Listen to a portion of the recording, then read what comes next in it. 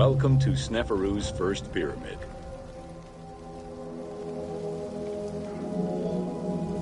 With the long reign of Sneferu, the first king of the 4th dynasty, the most brilliant and creative period began for the construction of funerary monuments in Egypt. Funerary monument design moved from the step pyramid to the smooth-faced pyramid, testament to the evolution of the practices of construction. The first attempt at this design was the Pyramid of Meidum.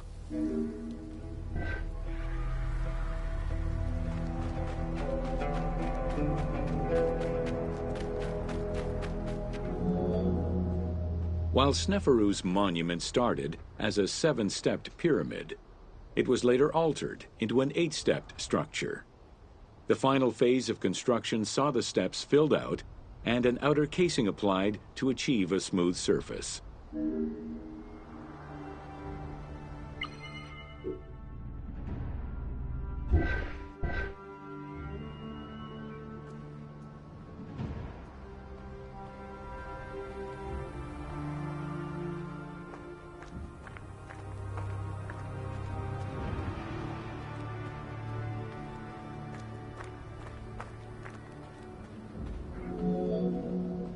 The smooth dressing of the walls did not provide sufficient bonding, however, and the outer casing did not rest on sound foundations. As a result, the bases of the 4 outer buttress walls gave way, causing the walls to slide down and collapse. While the Meidum Pyramid was abandoned due to design flaws, it showcased other innovations that would impact all future pyramid designs.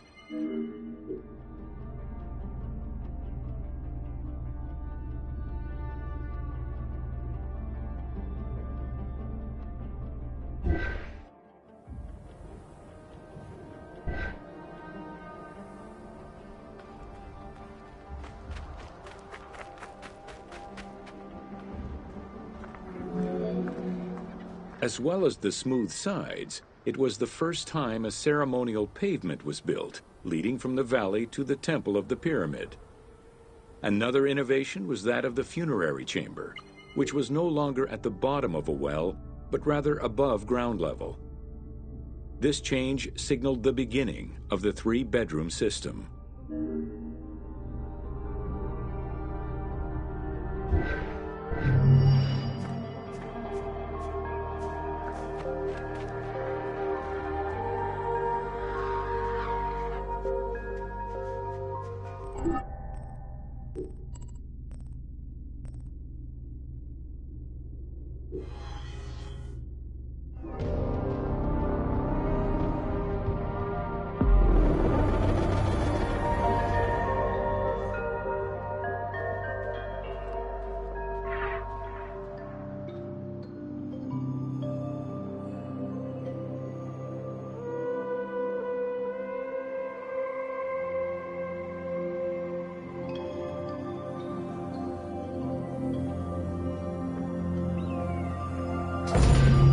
Welcome to the Bent Pyramid of Dashur.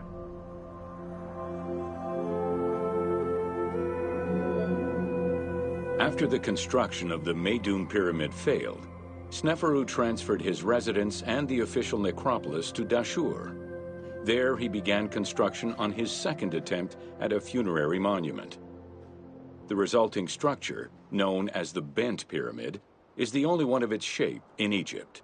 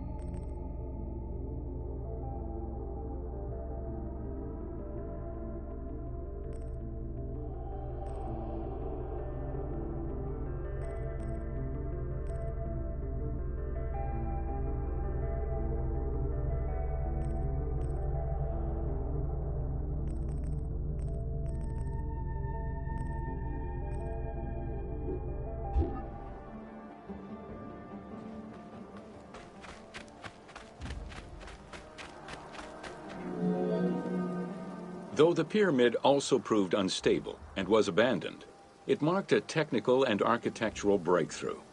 Heralding an important design transition, the bent pyramid displays a shift from the step pyramid to a functional smooth-sided pyramid.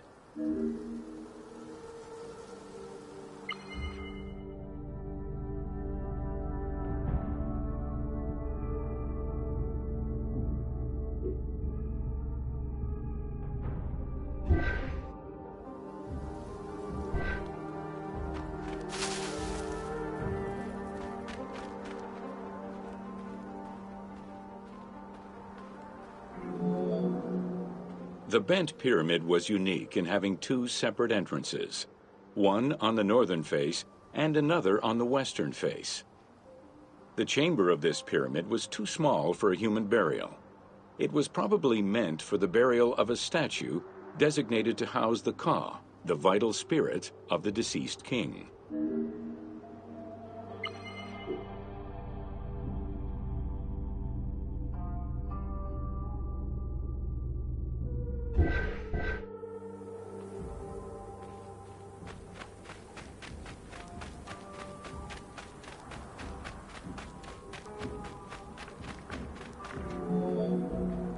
With the bent pyramid, architects successfully experimented with a completely new idea: to build the pyramid with a core of huge stones settled on a progressive horizontal design. This way, each construction phase could be completed in a single stage, allowing the architect complete control over every design element. Unfortunately, these precautions did not prevent sagging or cracks in the interior rooms of the pyramid. Sneferu abandoned the monument and began the construction of yet another pyramid.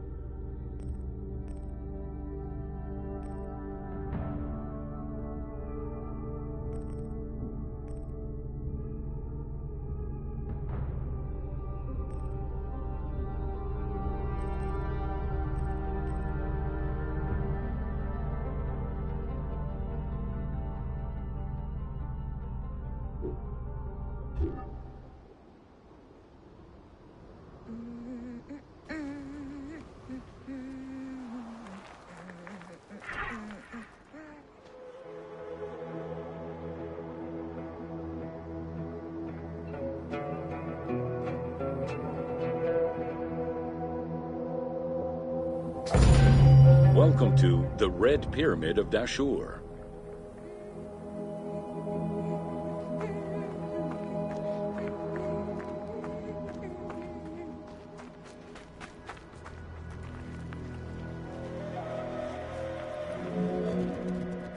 The Red Pyramid was built 2 kilometers to the north of the Bent Pyramid.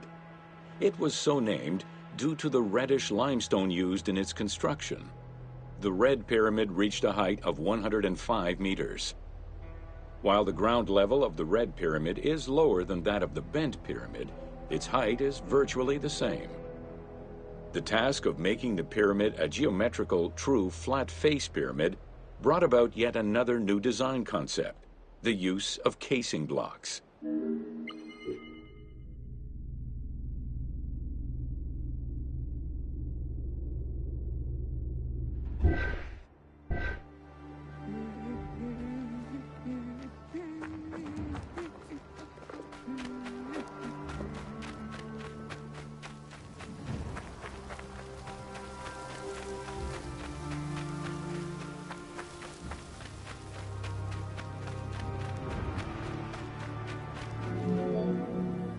The descending corridor of the pyramid, which opens to the north, arrives at ground level, where 2 almost identical spectacular chambers with high ceilings are aligned north to south, and connected by a short horizontal passage. In the south wall of the second chamber, accessed by a staircase, another corridor leads to the final chamber, which is built within the masonry of the pyramid itself and aligned east to west.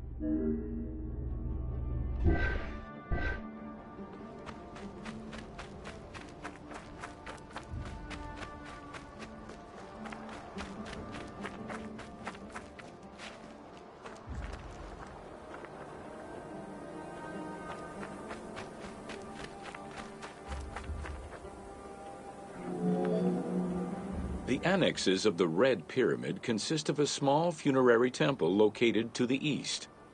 A causeway presumably ran due east from the temple, but it has yet to be excavated.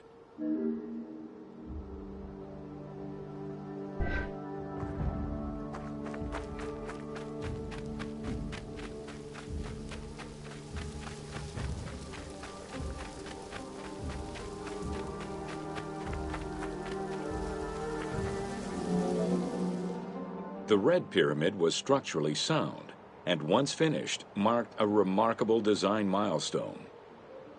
Finally successful in his attempts to build himself a suitable funerary monument, Sneferu knew his future beyond death was assured.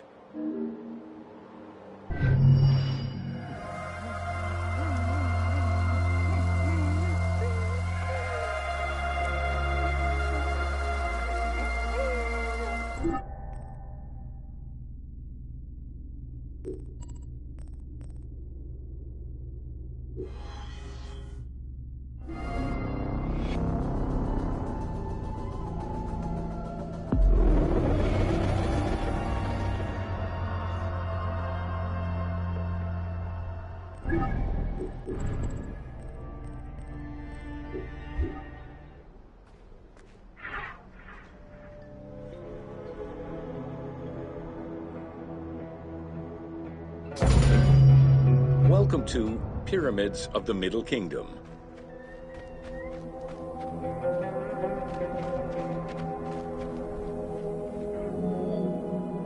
During the Middle Kingdom era, the powerful rulers of the 12th dynasty resumed the tradition of elaborate pyramidal tombs. For example, Amenemhat I built a funerary complex in Lisht, and Senusret II selected the Elahun site in the Fayum. Amenemhat II and Sesostris III, however, cast their favor towards Dashur. Amenemhat III built a pyramid there as well before moving to Hawara in the Fayum.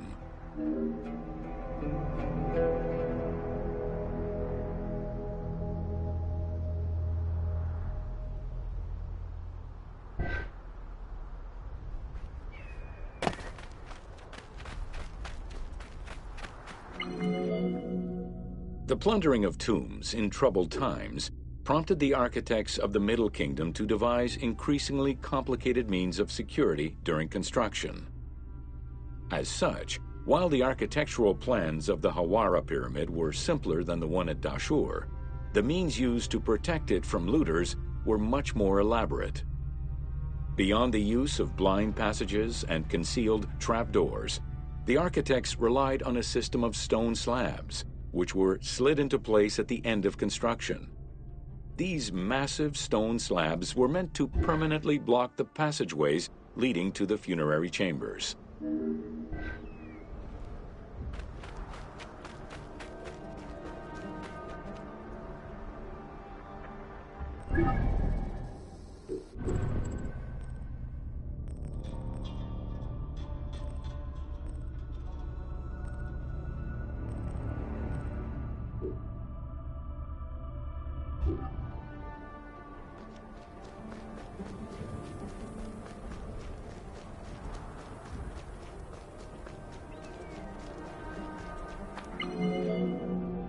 The kings of the 13th dynasty began building their pyramids at Masguna, south of Dashur, then moved on to Fayum and Abydos. The kings of the 17th dynasty, however, satisfied themselves with crowning their cave tombs with small pyramids of raw brick. The kings of the 18th dynasty gave up the shape of the pyramid as a royal tomb entirely. They chose a mountain with a pyramidal shape in the Valley of Kings and dug their graves there.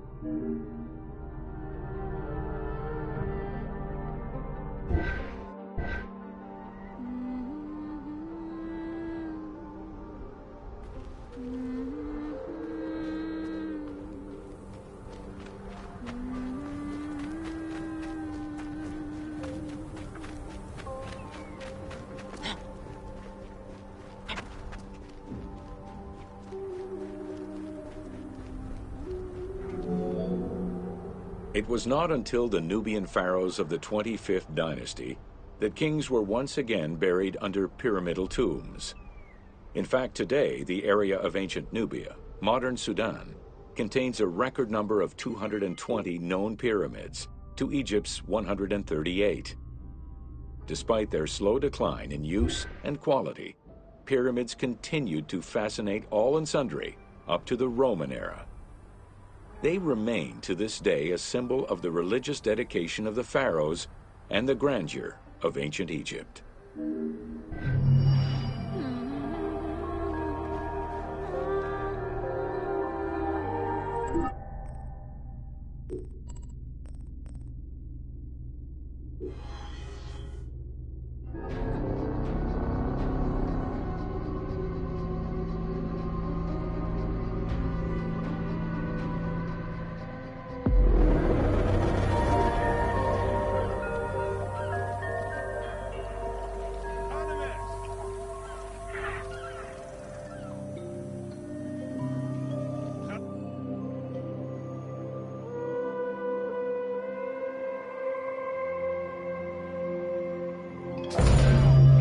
Welcome to an overview of the Giza necropolis.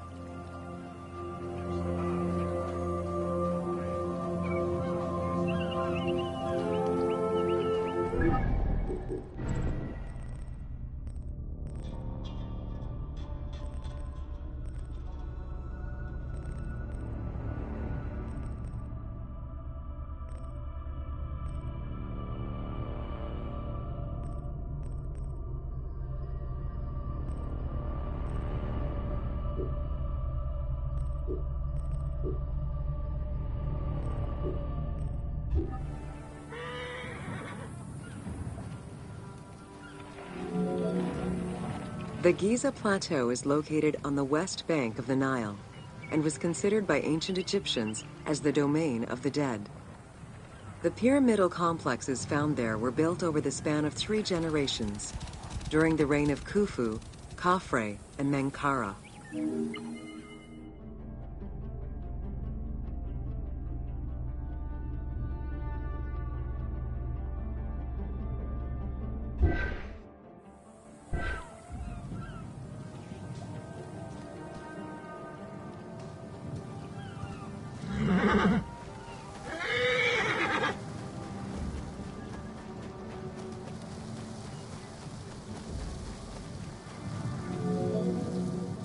The Giza area, now famous for its 3 pyramids, is part of a wider grouping of funerary complexes. Rulers from this period generally elected to be buried in the area. The focal point of the entire region was the city of Memphis, chosen as the capital of Egypt at the beginning of the Old Kingdom.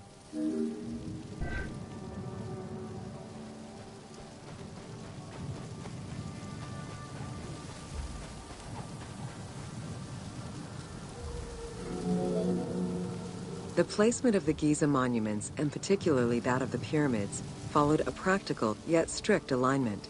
First, they focused on cardinal points, and then they accounted for the natural geology of the plateau.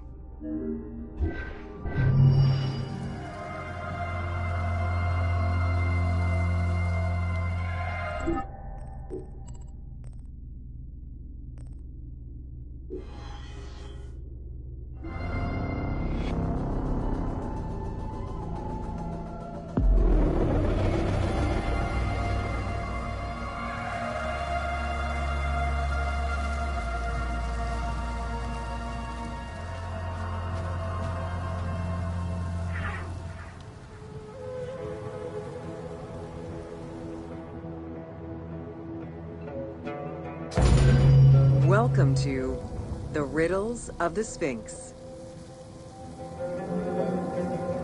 A sphinx was originally meant to be a personification of the king. The human head, wearing pharaonic regalia, was fused with the body of a lion, thus sharing the qualities the powerful animal possessed, namely its power, the swiftness of its attack, and its majestic authority. By these very virtues, it was also considered a symbol of protection.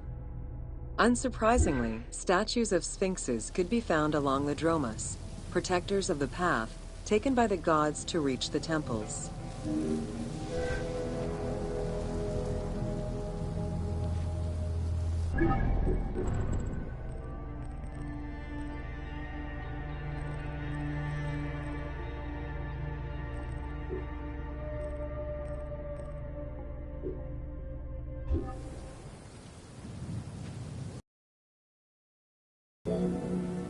Over the centuries, enthusiasts and historians alike have wondered, who built the Sphinx?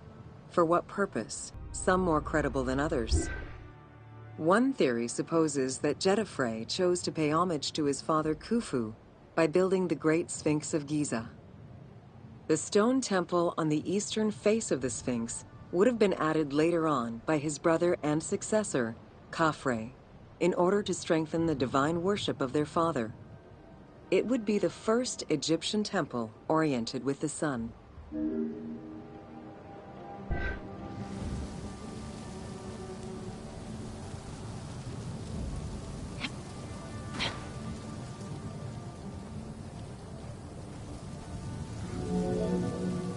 Another theory suggests that the Sphinx was built by Khafre and was meant to represent him. The arguments to support this hypothesis are based on the fact that the limestone beds used for the main work of the Temple of the Sphinx are geographically and architecturally similar to the Valley Temple of Khafre. Some believe that Khufu himself built the Sphinx, which was later finished under his successors, Djedefre and Khafre. These arguments are based on the stylistics of the engraving, the typology of the memes, and the absence of a beard at the time of construction.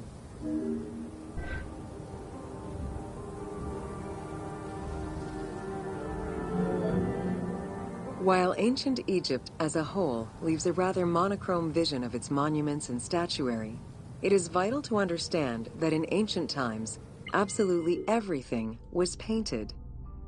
The sun, eating away at the pigments of the colors, the sand, the climate, and the implacable impact of time unfortunately destroyed the glorious colors of the Sphinx of Giza.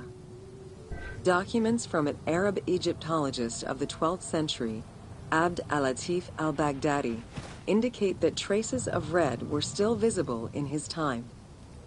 Today, however, the only color that remains are traces of red close to the ears of the Sphinx, as well as hints of blue and yellow on the nemes, traditional colors for that type of headdress. The pigments for the color red were man-made, obtained by mixing different products such as clay, quartz sand, and very finely crushed hematite.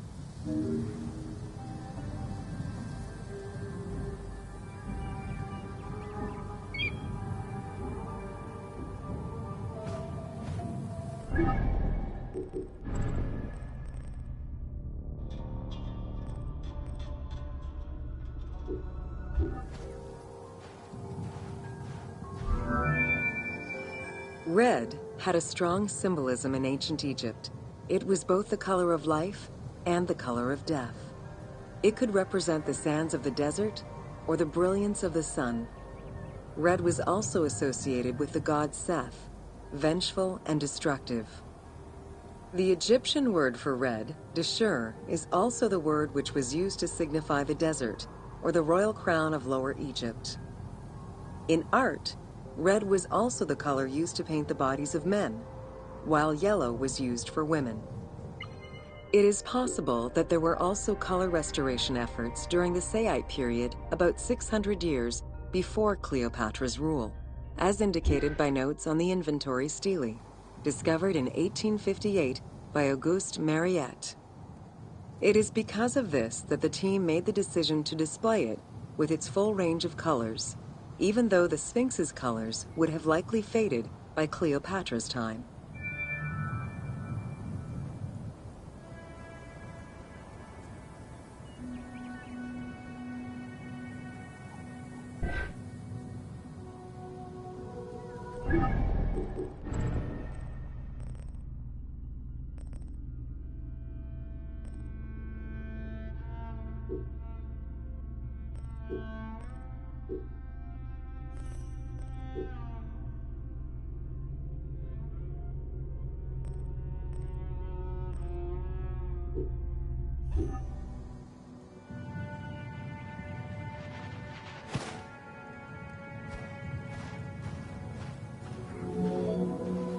Dating from the 4th dynasty, approximately 2600 to 2500 BCE, the Great Sphinx of Giza is the oldest and largest sphinx that we know of.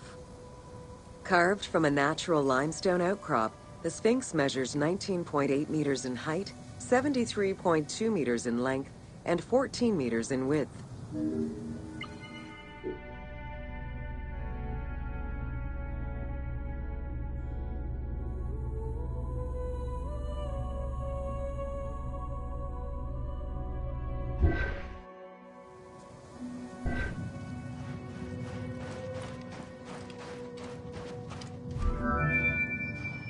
In order to bring polish to the imposing monument, several blocks of limestone were added after the initial construction phase.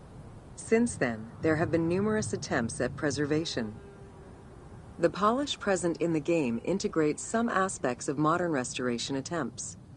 The team made this choice to present a more iconic version of the Sphinx of Giza to the player. Today, the Sphinx is called the Terrifying One. This appellation is translated from its Arabic name, Abu al-Hol, which in turn was derived from Baluba in Coptic.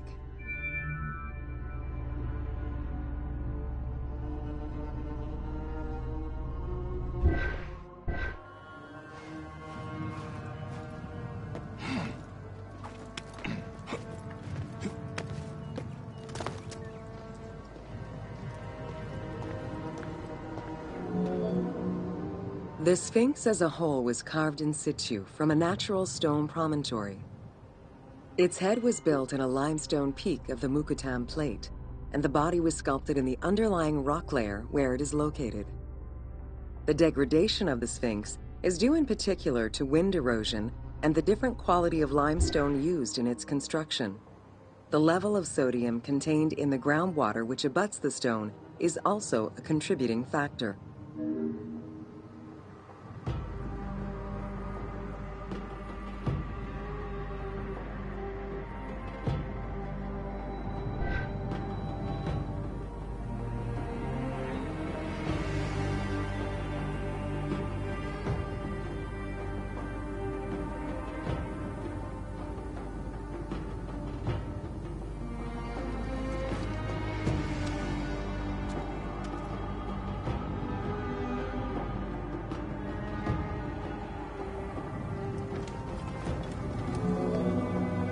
The natural bedrock is seen through the oblique natural strata of the Sphinx's body that are similar to the surrounding limestone.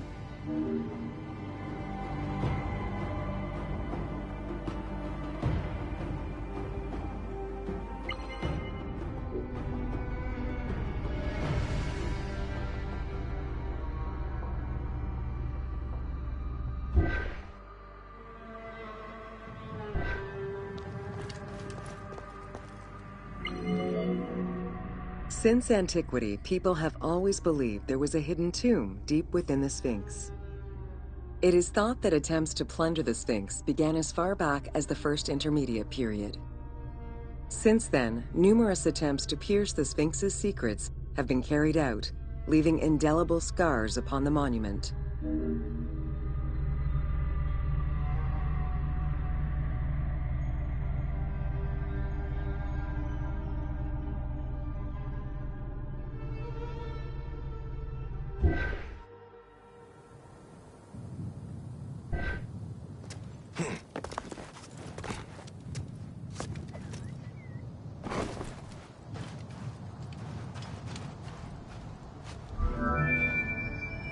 12 meters long and cut during pharaonic times, another entrance in the back of the Sphinx aroused curiosity.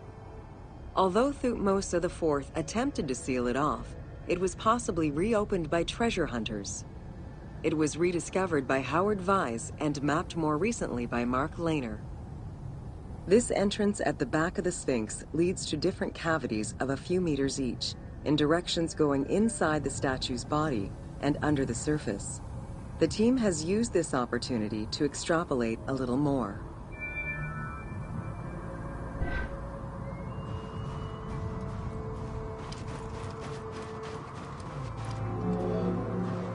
While there have been no major discoveries pertaining to the Sphinx of Giza in recent years, theories and hypotheses continue to emerge.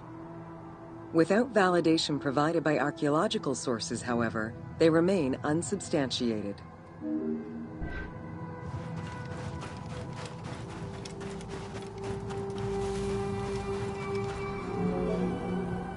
The first of the main theories as to the Sphinx of Giza's meaning posits that the Sphinx was originally a massive representation of the god Anubis. Its principal arguments are that the head of the Sphinx is disproportionate compared to the size of its body. The second theory believes that the representation of two sphinxes on the stela of Thutmose IV would indicate that another stone sphinx had existed on the site itself, possibly even in paired symmetry on the other side of the Nile. However, neither of these theories can be verified in any way.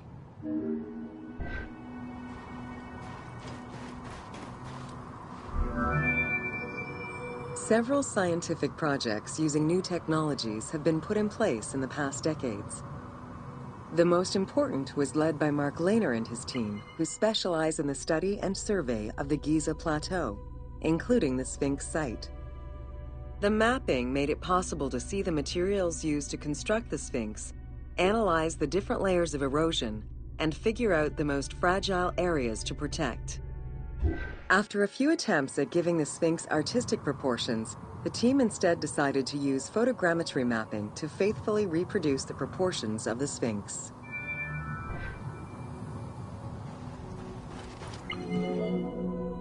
What the Sphinx of Giza represented during its construction and how the Sphinx was perceived by the Egyptians of the New Kingdom are two very different matters.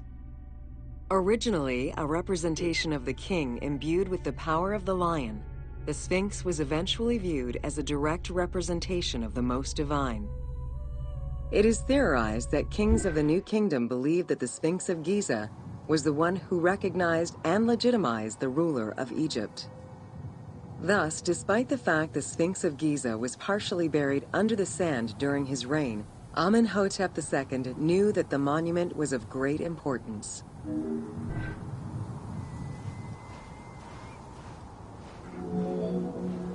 Amenhotep II built a second temple dedicated for the Sphinx as Horemakhet to pay homage to Khufu and Khafre, his predecessors.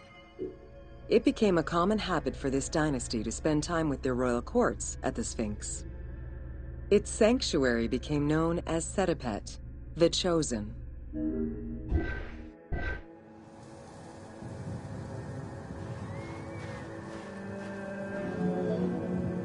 Egyptologist Mark Lehner believed that Amenhotep II built a statue of himself anchored between the paws of the Sphinx, likely to legitimize his reign, alongside a stela found by Salim Hassan. Many other pharaohs of this dynasty, such as Tutankhamun and Ramses II, also left marks of their passage in a similar fashion, sometimes even stripping the stones of nearby temples and pyramids to do so. Amenhotep II's son and successor, Thutmose IV, was a frequent offender.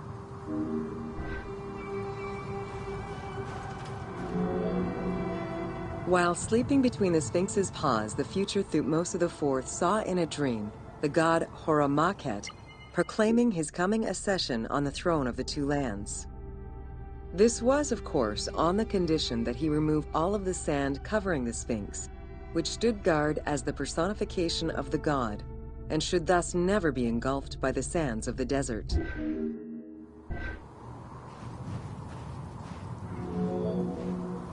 The 15-ton dream stela built by Thutmose IV to commemorate his dream was discovered by an Italian Egyptologist, Giovanni Battista Caviglia, in 1818, when he undertook the task of freeing the Sphinx from the sand, which had, yet again, covered it.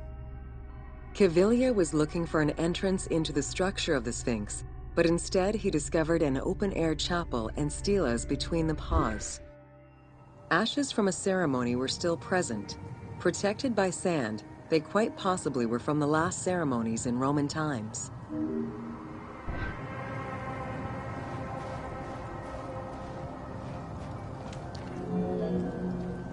That same year, Caviglia discovered fragments of the Sphinx's beard that had probably been added during the New Kingdom. If many of these pieces are held by museums in Cairo, a fragment is displayed at the British Museum, along with a piece of the uraeus that was on the Sphinx's headdress. It is believed this fragment of beard was possibly kept in place thanks to the statue of Amenhotep II, which was supposed to be located under the head of the Sphinx.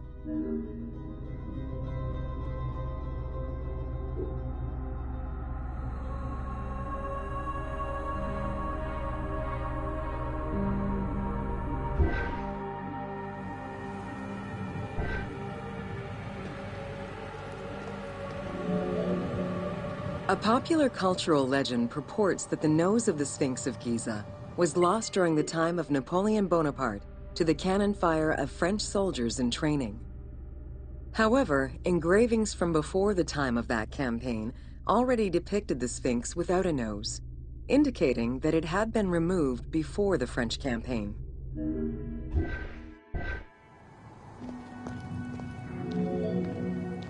The most plausible hypothesis is based on the research of the German historian Ulrich Harman.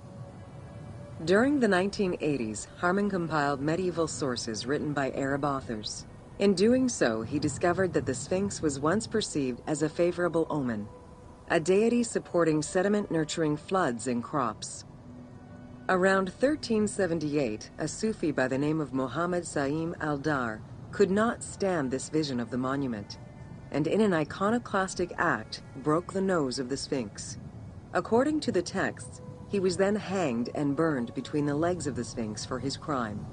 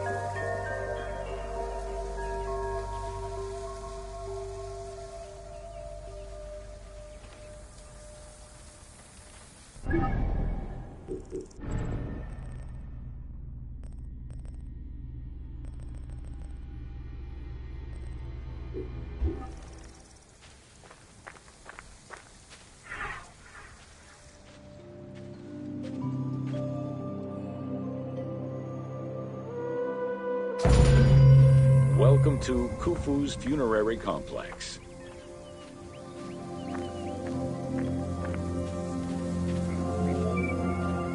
The Valley Temple was the first architectural component encountered when one entered the funerary complex. It was considered the official entrance of the tomb and mixed the structural components of both a temple and a portico. Khufu's Valley Temple shows evidence of a basalt pavement, letting us know where the portico portion of the structure was located. Such a partition is believed to symbolize both the subterranean and solar aspects of the afterlife.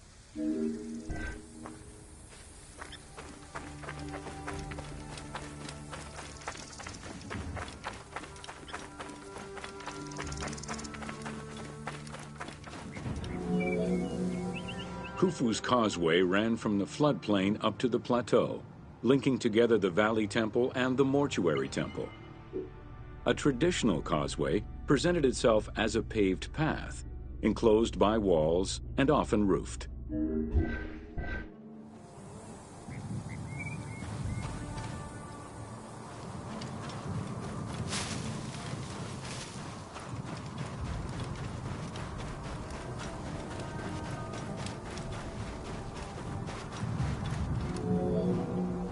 Fragments discovered by archaeologists indicate that the walls in Khufu's causeway, one of the longest known to us, were decorated with carvings and possibly paint. Depictions show a great variety of themes: stars on the ceiling, accompanied by scenes of battles on the walls. Other engravings depicted the creation of the complex by illustrating craftsmen at work.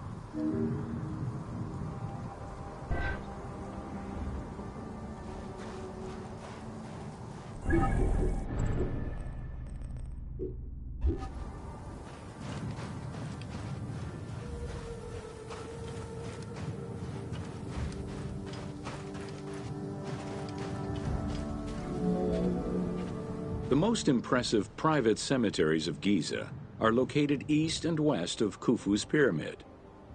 The eastern cemetery was reserved for members of the royal family, while the western cemetery was mostly set aside for various areas. Private tombs, also known as mastabas, were aligned and laid out methodically in streets and avenues. This arrangement was probably an attempt at recreating the king's court for the afterlife.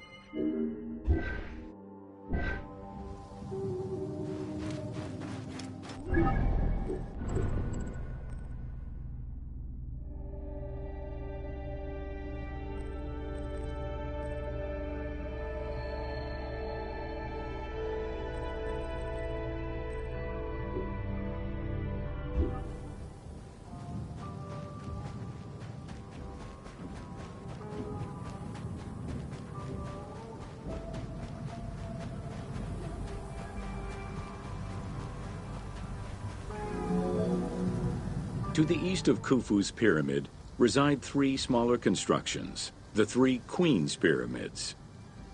A sloping passage led from the ground surface to a burial chamber, cut out of the bedrock and lined with masonry.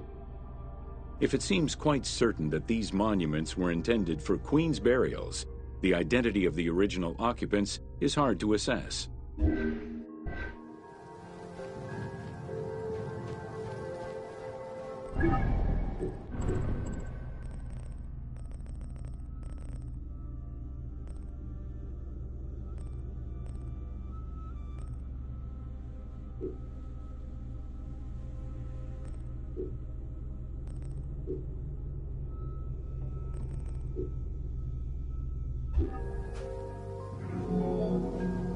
The northernmost pyramid was most likely meant for Queen Hetepheres, who is believed to have been Khufu's mother.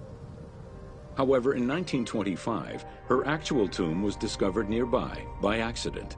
It was hidden at the bottom of a deep masonry pit in an underground chamber. Within the concealed chamber, Egyptologists discovered the most complete royal funerary equipment, dating from the Old Kingdom, though her body was missing.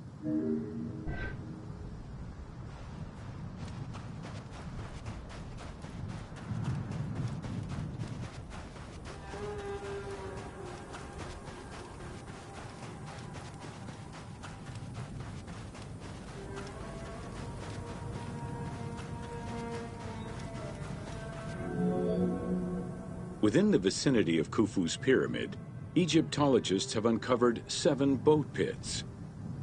The exact function of such boat-shaped pits remains unconfirmed, though one can easily conjecture that it was symbolic in nature. The boat pits being located at the eastern side of the pyramid, at the precise spot where the resuscitated king was supposed to reappear, could constitute evidence to support such an assumption.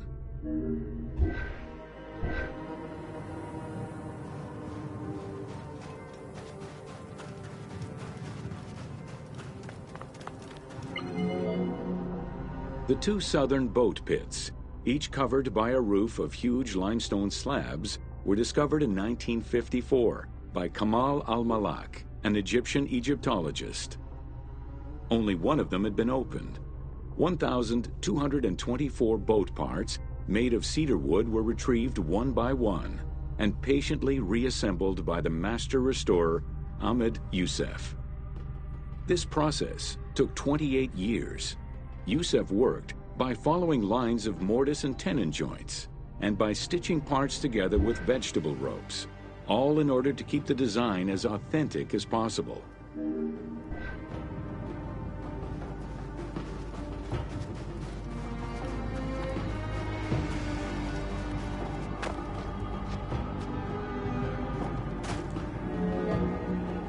The Greek term pyramidion refers to the capstone of a pyramid or the tip of an obelisk. In ancient Egyptian, both components were called benben. This word was also used for a specific kind of food, a cone-shaped offering made of bread. The pyramidion was intended to be a miniature reproduction of the pyramid, making it equal to the monument itself in symbolic importance.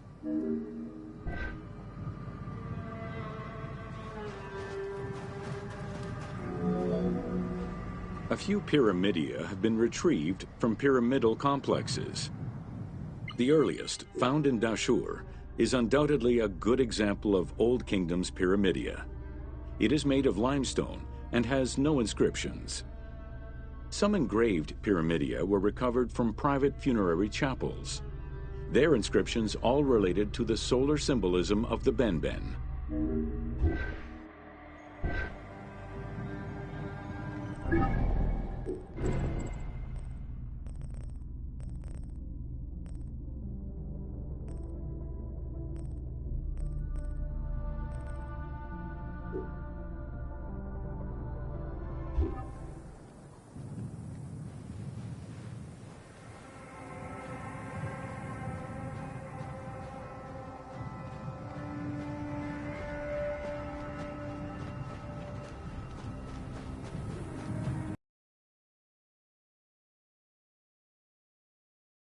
Giza were never recovered. The reconstitution you see in the game is fictive, incorporating a golden pyramidion bearing inscriptions relevant to Khufu.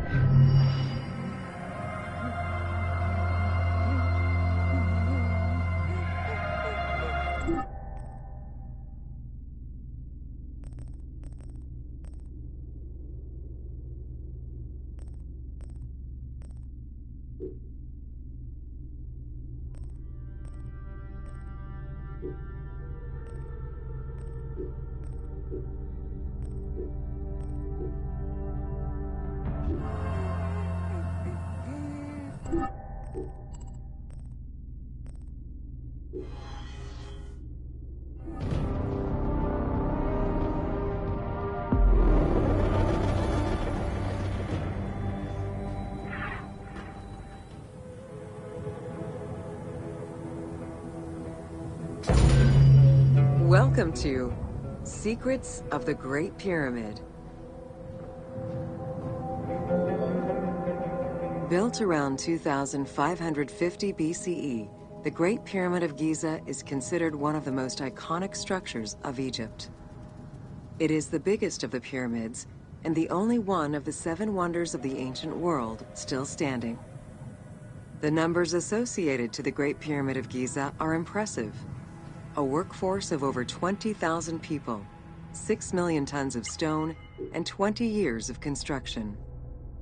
It was a massive undertaking for a pharaoh's tomb.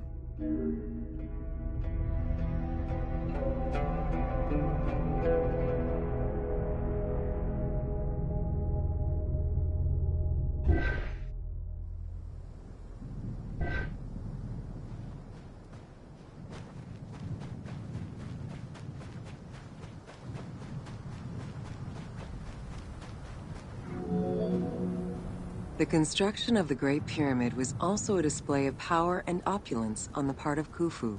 It is part of the pharaoh's vast funerary complex, which also includes 2 temples, 3 satellite pyramids, a causeway, and a builder's necropolis. We can guess that the intent behind the construction of these monuments was Khufu's way of declaring himself one of the most powerful pharaohs to rule a unified Egypt.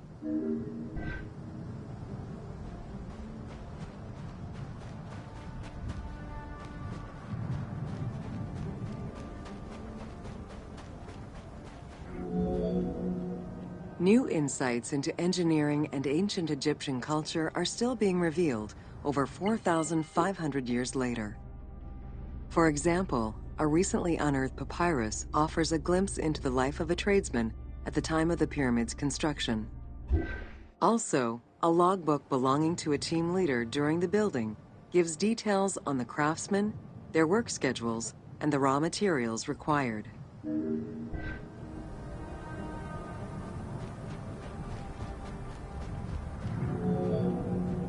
It is interesting to note that by Cleopatra's time, the pyramid's celestial purpose, its construction, and the function of its mysterious inner chambers was already unclear. Today, it is only through dedicated research that we have begun to grasp some of the Great Pyramid's mysteries.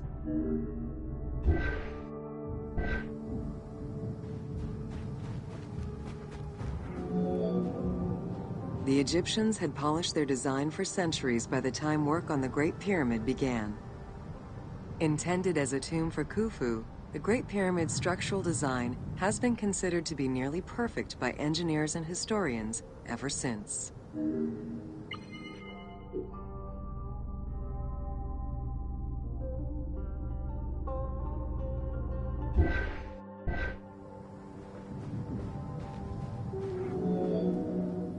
Precisely oriented north-south to the 4 cardinal points of a compass, the length of each side of the Great Pyramid at its base was 230 meters, and its original height was 147 meters. The pyramid is a mere 0.05% error away from being a perfect square.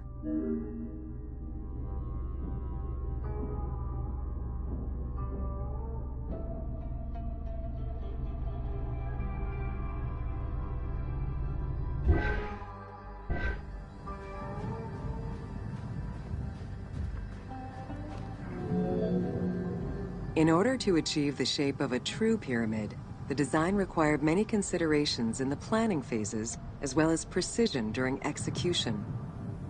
It was especially critical that they control the angle of inclination on all sides at every stage of construction.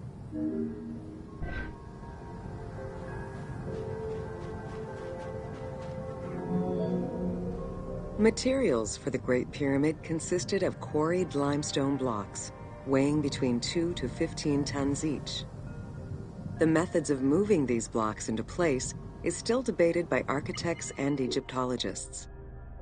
The precision of its design in an age with only soft metal tools, as well as the enormous scale of its construction, make the Great Pyramid one of the most impressive feats of human engineering.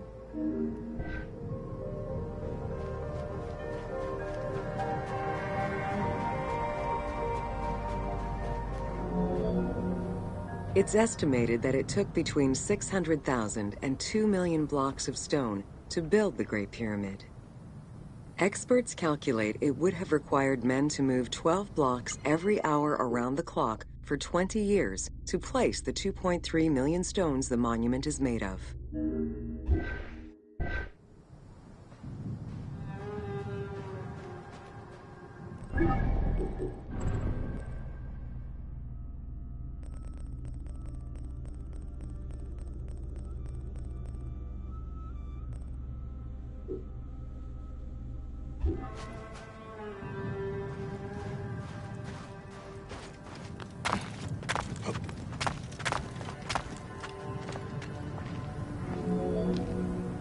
While the interior chambers were built with red granite from Aswan, most of the pyramid was made from local limestone, weighing between 2 to 15 tons per block. There is debate on how the pyramid stones were moved into place. Recent research is exploring the idea that it was built around a large interior ramp.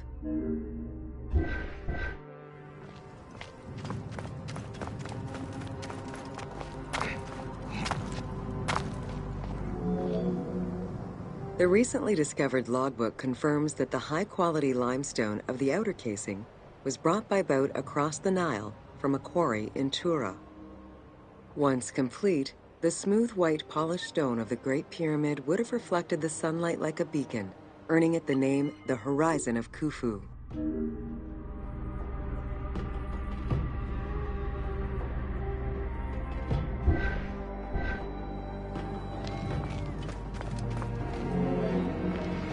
Over the centuries, thieves and travelers attempted to access the Great Pyramid numerous times. Ancient writings describe details of its interior, proof that some made their way within, though who gained entrance first and when is unknown.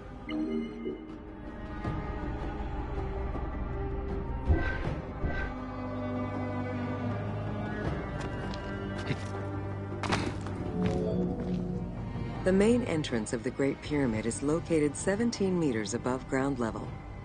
It faces north, likely in order to align with the North Star. Though the entrance passageway had been discovered in antiquity, any further access into the Great Pyramid was stopped by massive vertical slabs of rock. As such, present-day visitors to the pyramid must use the Robbers' Entrance.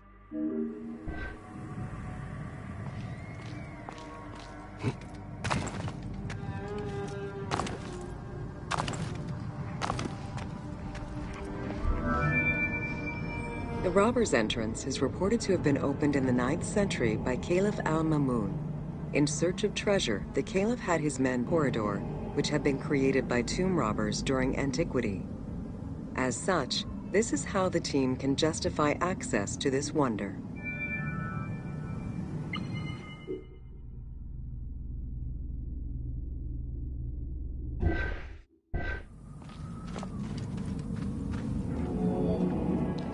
Attempts to gain entry to the Great Pyramid and uncover its potential secrets continued throughout the centuries.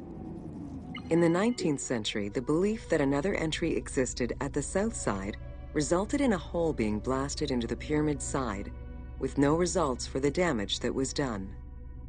While the search is still ongoing today to uncover more hidden rooms and passageways, conservation is the primary concern of all such efforts.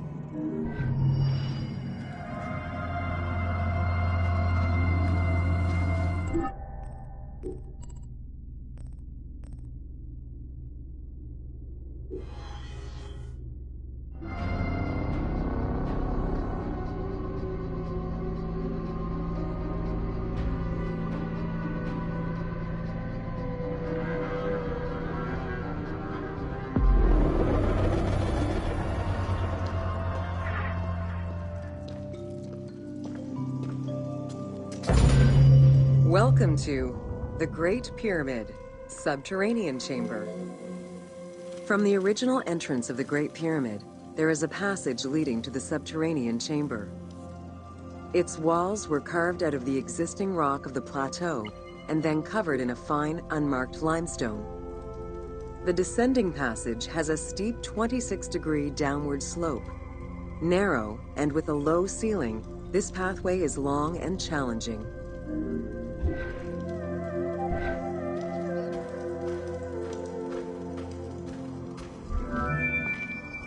While the original passage was 145 meters long, the team reduced its length and made it both wider and higher.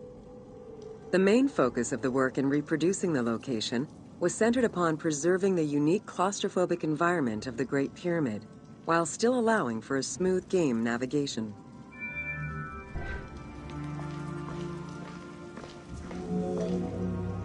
The well shaft was a 58-meter vertical passage that connected the descending corridor to the grand gallery above. An adjacent grotto may have originally been a small natural well in the bedrock that was enlarged during the tunneling. Whether the grotto was intended for another purpose is uncertain.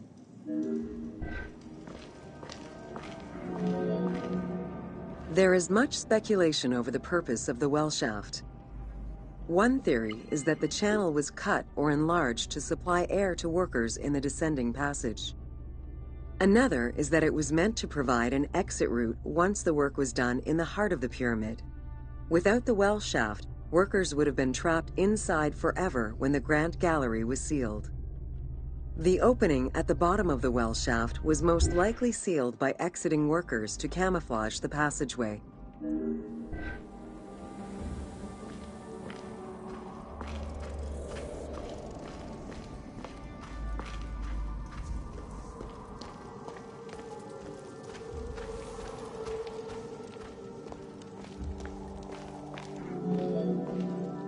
There is a subterranean chamber at the end of the descending corridor, 30 meters below the Giza Plateau surface. Dug directly into the bedrock, the space is wide with a ceiling 3 meters in height. Its floors and walls are rough and uneven, indicating that it was never completed. At the south end of the room, there is another narrow corridor, similar to the others, though it abruptly ends after roughly 20 meters.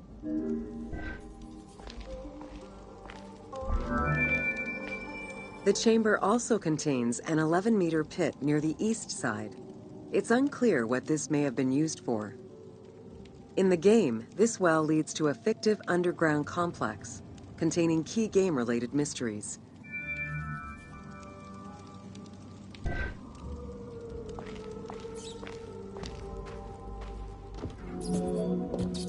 The subterranean chamber's original purpose remains a mystery.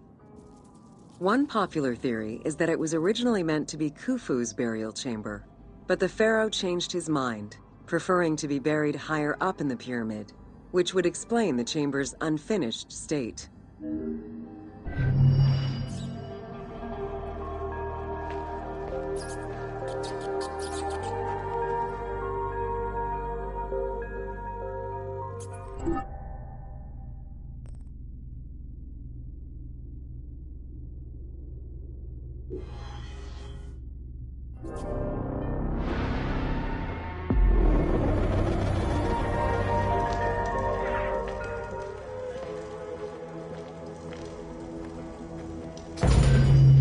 Welcome to the Great Pyramid of Giza, Upper Chambers.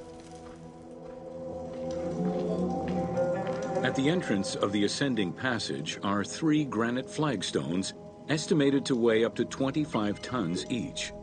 They were used to protect the Great Pyramid from thieves. Undaunted by the granite blocks, the thieves simply dug into the softer limestone around them, thus creating the robber's entrance.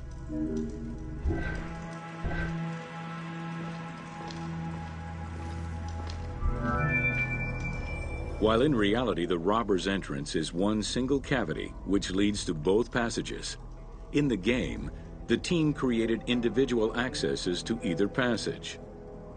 As such, in the game, one entrance leads to the ascending passage, while another leads to the descending passage.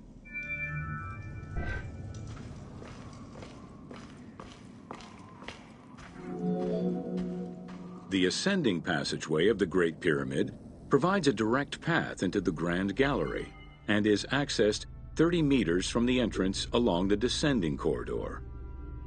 Both corridors have similar dimensions and are designed with the same 26-degree incline.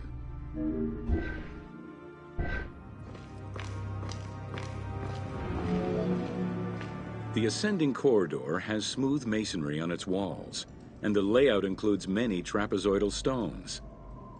Both the floor and ceiling of the passageway indicate that the passage was enlarged, possibly during or after the funeral, to allow workers room to move granite blocks meant to plug the corridor.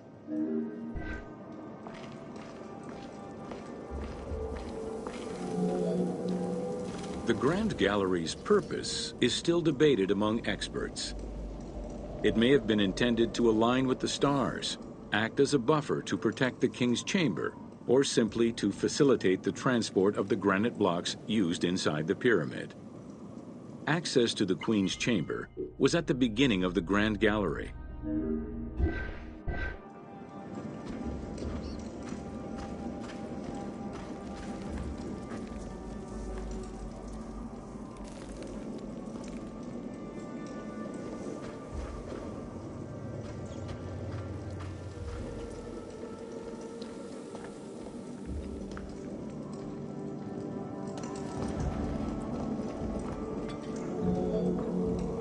Though this room is referred to as the Queen's Chamber, it is believed that there was no queen buried here.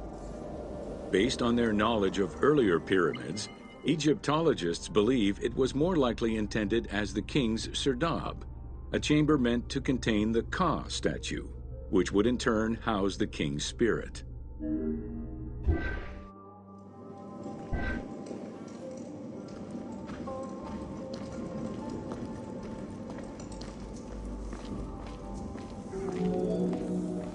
Situated exactly within the pyramid's center, on the east-west axis of the pyramid, the chamber has a vaulted ceiling and measures 5.7 by 5.2 meters. In the eastern wall, there is a niche tucked away in a small corbelled archway, which may have originally held the Ka statue. Behind this niche is another smaller hole, possibly dug out by thieves in search of further treasure.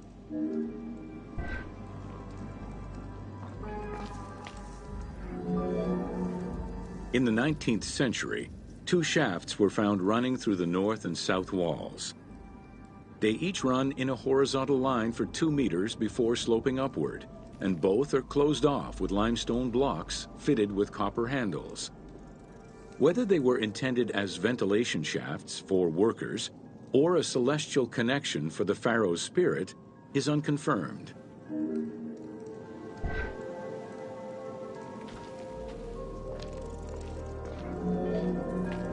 A recent scan of the room indicated the presence of an unknown cavity hidden behind the north face of the walls over the descending corridor.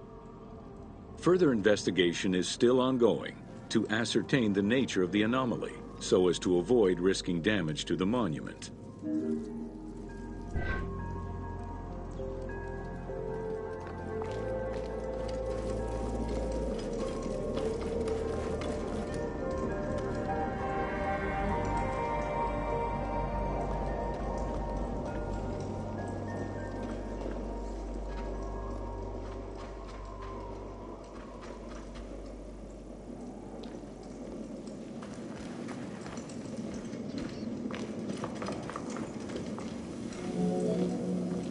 Khufu's architects were possibly influenced by earlier rhomboidal pyramids when designing the gallery.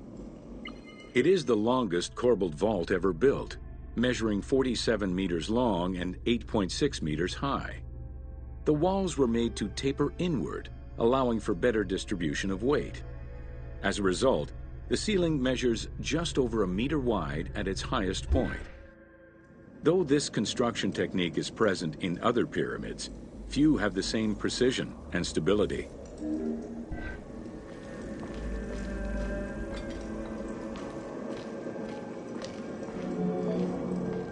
While the space is visually dramatic, the gallery seemed to serve a practical function, though what exactly remains uncertain.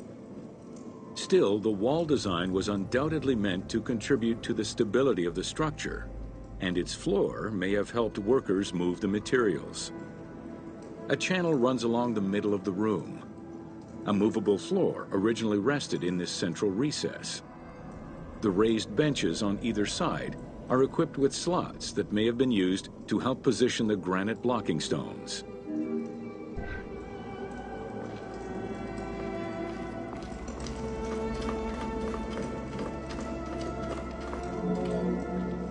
At the end of the Grand Gallery is the entrance to the antechamber leading to the King's Chamber. Directly above, there is another narrower horizontal passage that connects to the top of the King's Chamber and allowed the workers access to the weight relief rooms.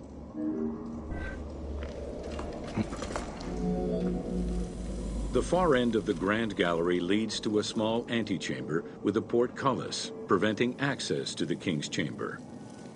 The portcullis was composed of 3 separate granite slabs. They were designed to be lowered into place and seal the chamber after the burial of the king. The grooves dug out to hold the slabs in place are still clearly visible to this day. The elaborate locking system was composed of a series of grooves for the ropes and pulleys that dropped the stones into place like the notches on a key.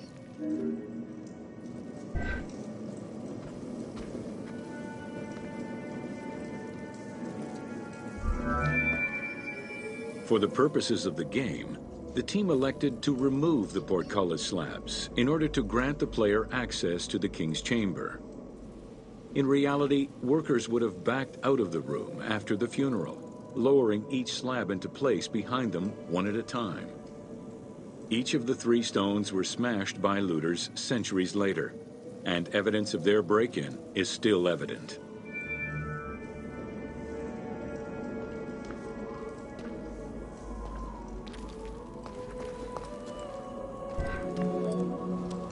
The King's Chamber is built entirely out of red granite.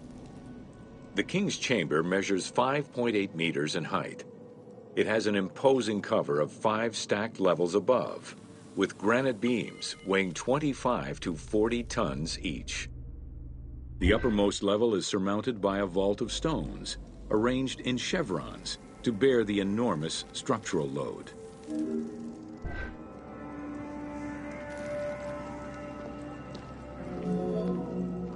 As in the Queen's Chamber, 2 shafts extend out from the room towards the north and south faces of the pyramid.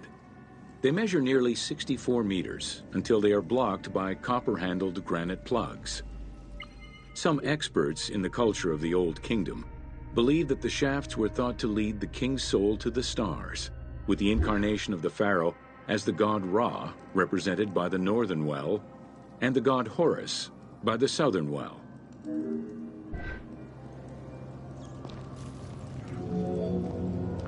There is a granite sarcophagus at the west end of the room, but it is the concealed construction inscriptions left by workmen on the roof's stones which verify this as the resting place of Khufu. The sarcophagus was recorded as being empty when it was discovered, and its design indicates that there was once a lid in place. It's possible that this sarcophagus is only a cenotaph in memory of the pharaoh, but was never actually meant to receive the body.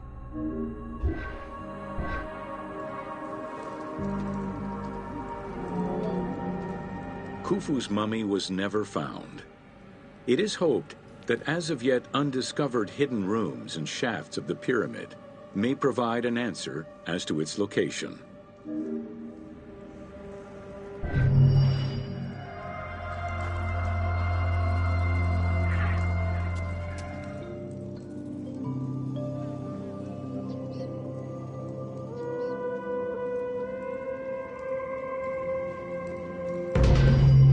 Welcome to Jean-Pierre Houdin's Theories.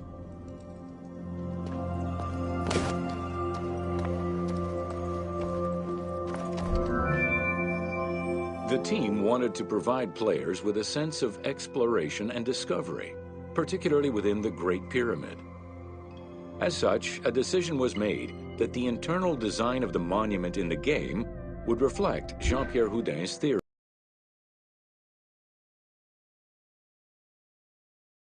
Houdin posits that this is merely due to a unique design, placing the pharaoh's tomb at the center of the pyramid. The entire tour you are about to take was designed along Houdin's hypotheses.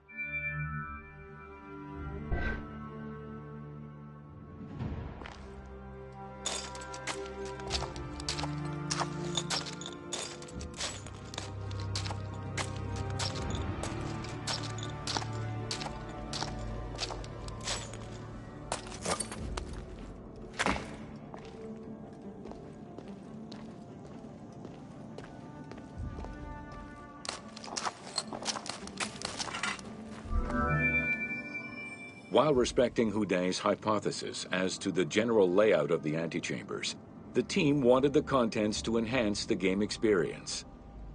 In regular royal tombs, the antechambers were filled with all the material goods needed by the pharaoh in the afterlife. To support the feelings of discovery and awe, the art team created a unique and fantastical treasure in this second antechamber.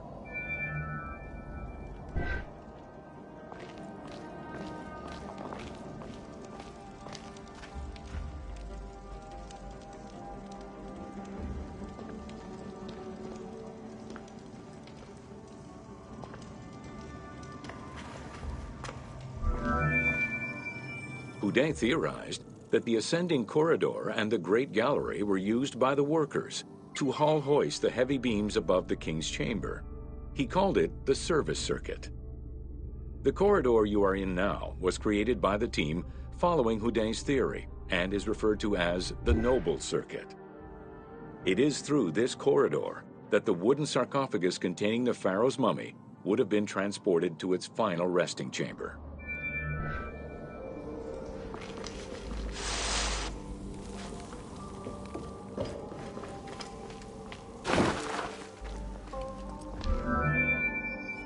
With this structure in mind, one can easily assume that the pyramid's entrance would have been connected to the two antechambers.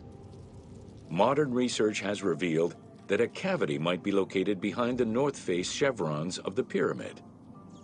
As such, the team chose to create this area for the player to explore. Here is where Houdet believes that the priests and nobles would have exited the pyramid after the burial ceremony.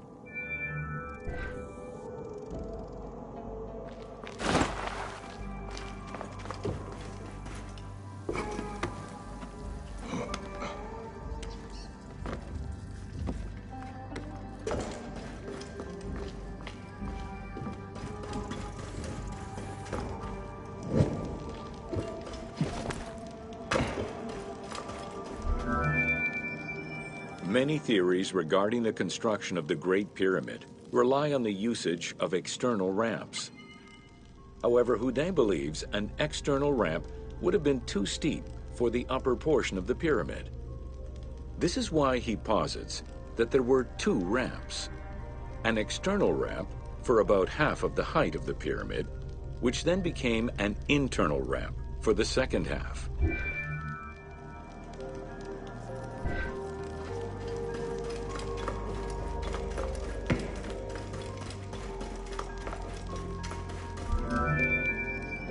Houdet's theory states that this internal ramp followed the sides of the pyramid in an ascending spiral pattern. A notch discovered in the edge of the Great Pyramid, known as Bob's Room, seems to support this theory.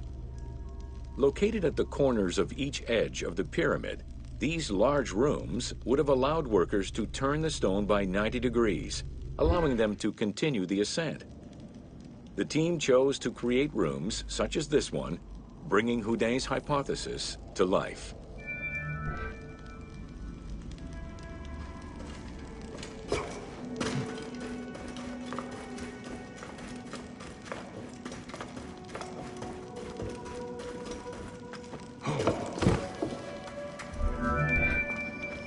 This long corridor was the first section of the ascending internal ramp. Through it, the blocks used to build the Great Pyramid would have been carefully moved upward and then turned at each edge of the pyramid in order to continue their ascent. Though the team only created the main ramp for the game, Houdet posits that this ramp had two levels, allowing workers to return safely to the bottom thanks to an additional corbelled upper section.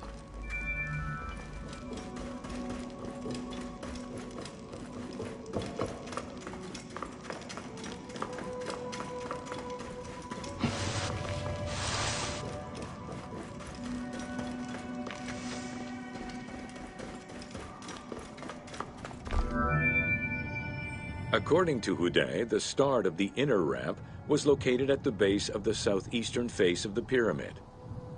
This location would have been the junction point of the external and internal ramps.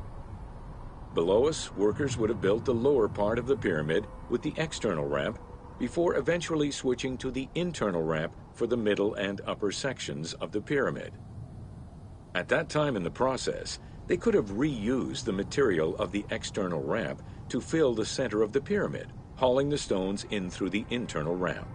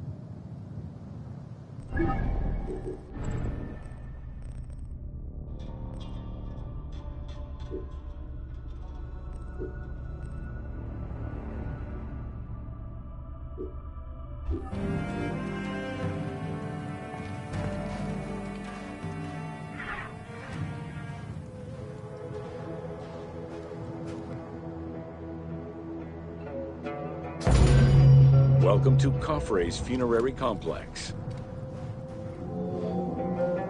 Since the very beginning of the Fourth Dynasty, Mortuary temples were built adjacent to pyramids on the eastern side.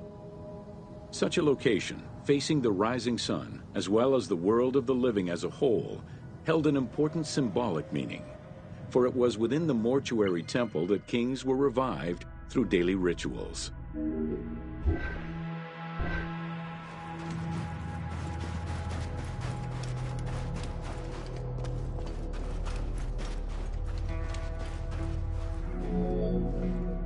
In its standard form, a mortuary temple was divided into two parts: a front area which consisted of a vestibule and a courtyard, and an area in the back, where all sacred elements were located.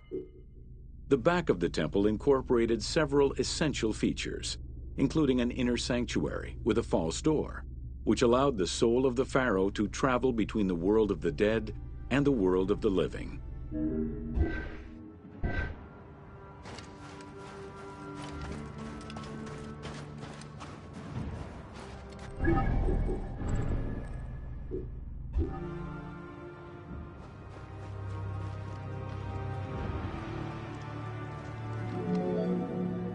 The largest of all such structures, Khafre's mortuary temple was entirely built with megalithic blocks of limestone from a nearby quarry and encased with granite. Parts of Khafre's mortuary temple, particularly the courtyard walls, are thought to have been decorated with splendid reliefs. However, not a single image of the king has been discovered inside the mortuary temple.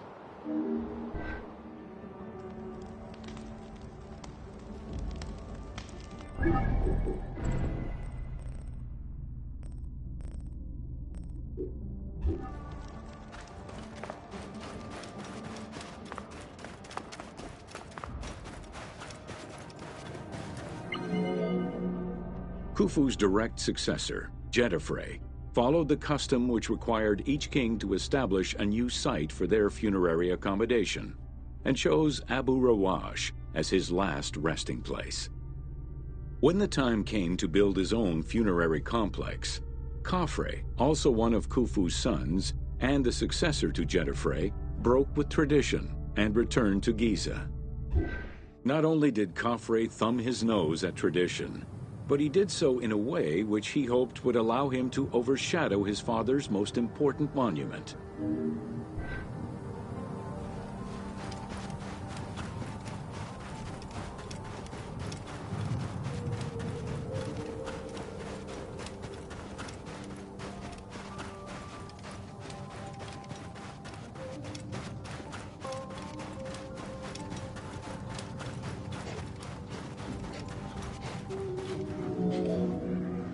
Though Khafre's pyramid is smaller than Khufu's, it was cunningly built on a more elevated bedrock layer than the Great Pyramid, making it appear higher than any other pyramid at Giza. Today, Khafre's pyramid is the only one among the three at Giza that still has the upper part of its limestone casing.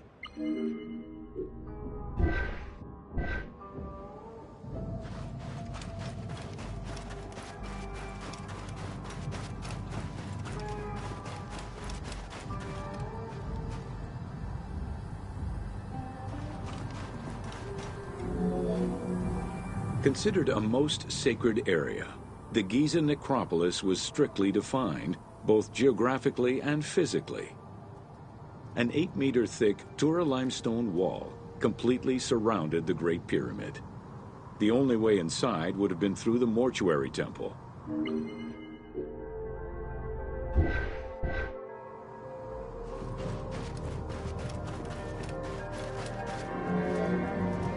From the reign of Sneferu and onwards, the subsidiary pyramid became a common feature within the pyramidal complex. The function of the subsidiary pyramid, however, smaller in size and in height than the royal tomb, remains unclear, though some believe that it was meant to house the ka of the pharaoh.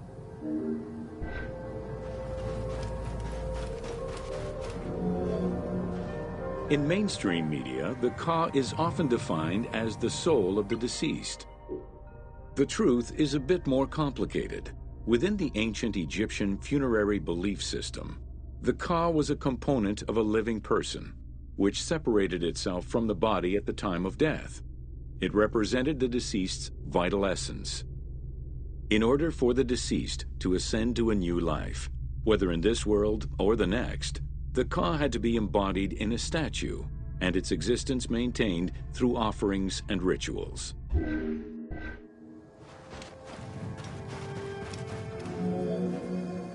Within Khafre's subsidiary pyramid, a wooden box containing pieces of cedar was discovered by archaeologists.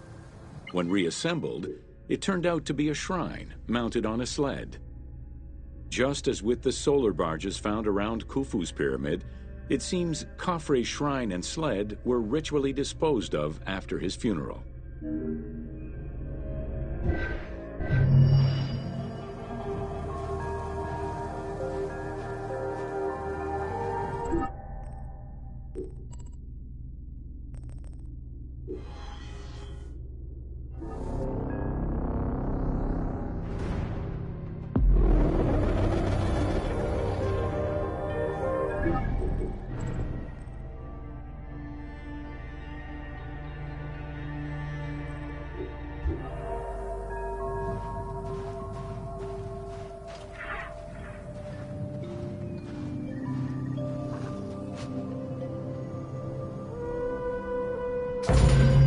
Welcome to Menkaura's funerary complex.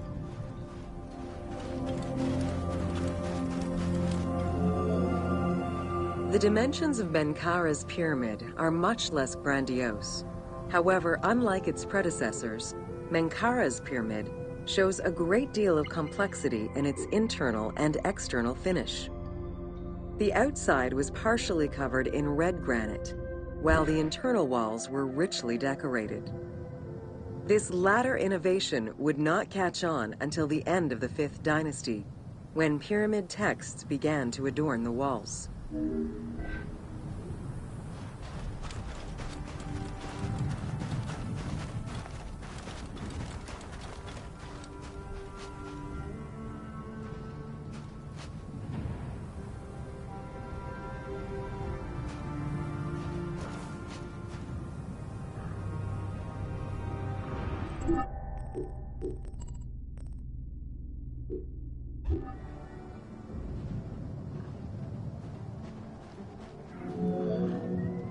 Menkaura's pyramid contains 2 sloping passages, both located in the northern side of the structure.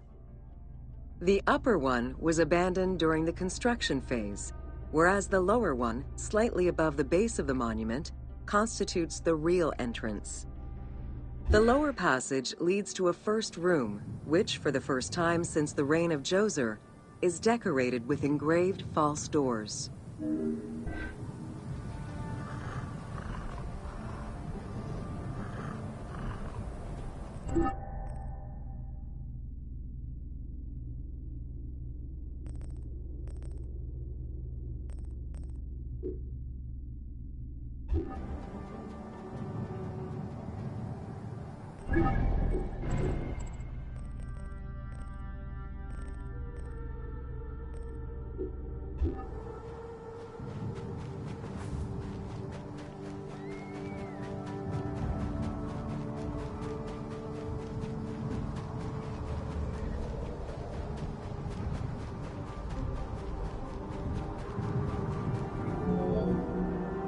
While Menkaura's pyramid complex was unfinished at the time of his death, it was hastily and somewhat shabbily completed by his successor, Shepseskaf. Even so, this funerary structure marks a watershed in the history of this kind of monument. From then onwards, the pyramid shrank, whereas the mortuary temple expanded both in its quantitative and qualitative aspects. Of particular note, it is within Menkaura's mortuary temple that one can find the heaviest block of limestone ever used for a pyramid complex, weighing in at over 200 tons.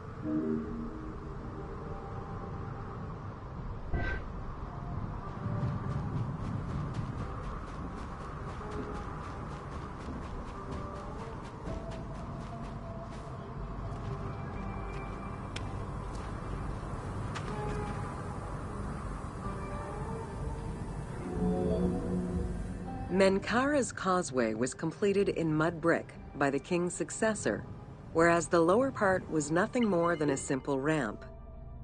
As for the Valley Temple, it was built in 2 phases.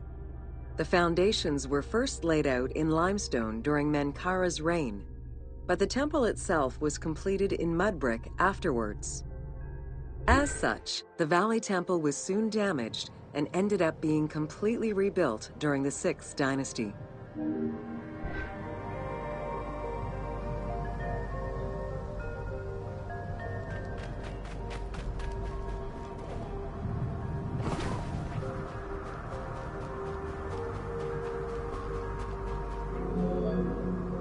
Three small structures, referred to as Menkaura's Queen's Pyramids, were erected along the southern side of the main pyramid. One of them was a smooth-faced pyramid, while the other 2 were more basic step pyramids. It is difficult to assess whether the latter were designed as such or were left unfinished with no casing to smooth out their surfaces.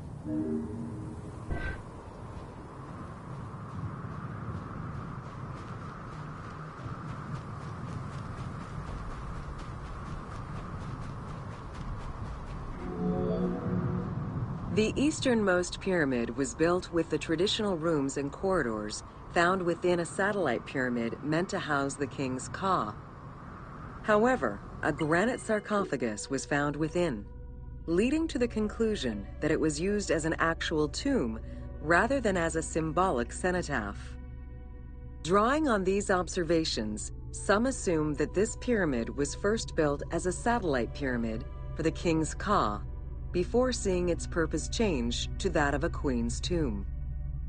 Which queen, however, remains a mystery.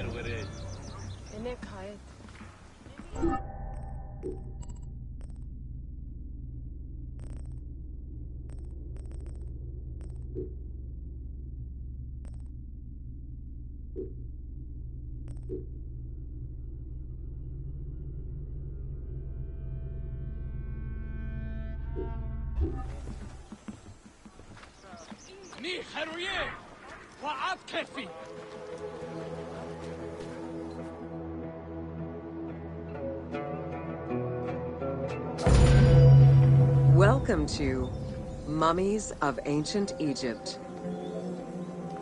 The mummification process used by ancient Egyptians was highly ceremonial in nature. The different types of mummification took into account the social level and richness of the deceased and even included animals. The most expensive was that reserved for the pharaoh and the royal family, as well as some of the wealthiest members of the court.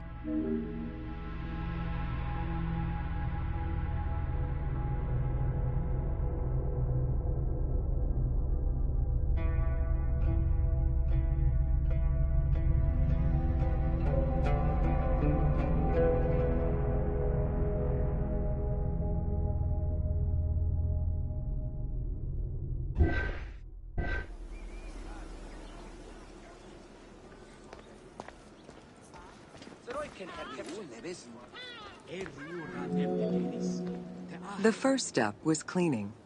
Once bodies arrived at the mummification site, they were placed on inclined tables while the bodily fluids drained away. They were then cleansed by priests, until they were deemed ready for the purification process.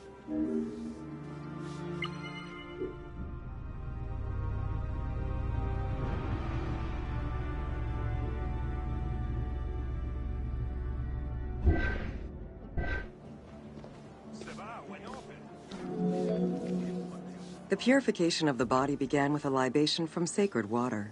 The priest then fumigated the body with terebinth resin. After the ritual cleansing, priests used oils, spices, and all kinds of essences to further purify the body of the deceased. Finally, all body hair was meticulously removed.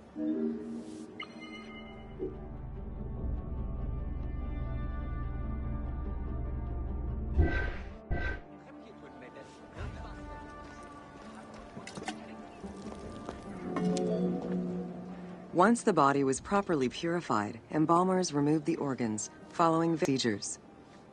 First, the brain was removed as thoroughly as possible. What matter remained was extracted after a process of liquefaction, achieved through the use of a caustic liquid.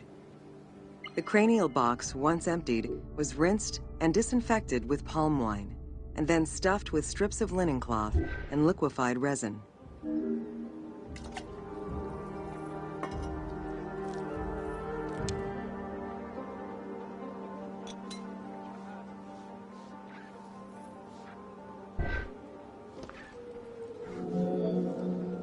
After taking care of the brain, embalmers made an incision on the left flank and carefully set aside the viscera. The inside of the body was also rinsed with palm wine. Then the embalmers filled the belly with pure myrrh, cinnamon, and other perfumes and sewed it shut.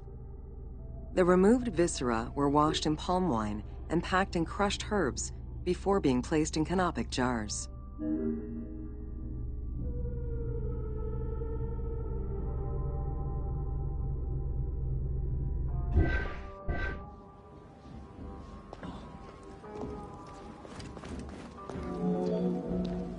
Canopic jars were placed close to the sarcophagus or kept in a chest nearby. At first, the viscera were wrapped in tissue and placed in the vases. As the ritual requirements became more elaborate, ointments, spices, and even water and natron were added to the process.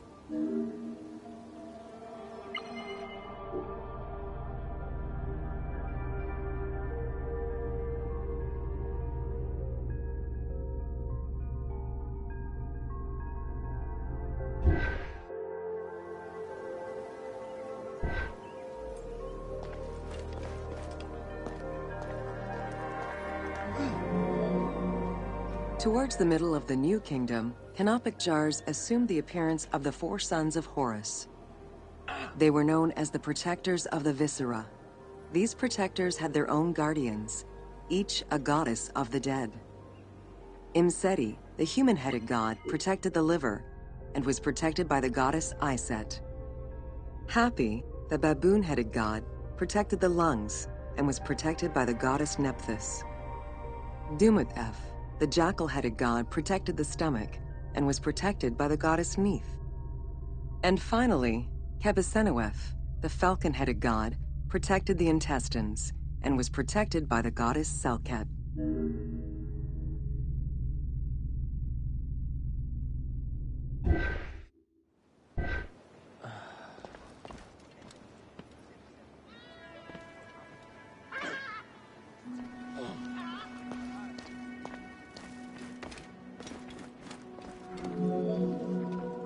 Natron is a naturally occurring mineral found in evaporite.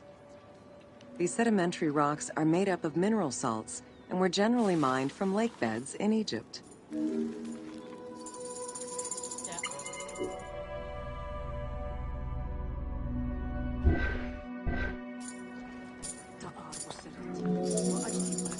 Embalmers used natron as a desiccant to dry the flesh and stop the corpse's putrefaction process. Once the body was cleansed and eviscerated, the deceased was covered in natron for about 40 days. Once desiccated, the body was prepared to be wrapped in strips of linen.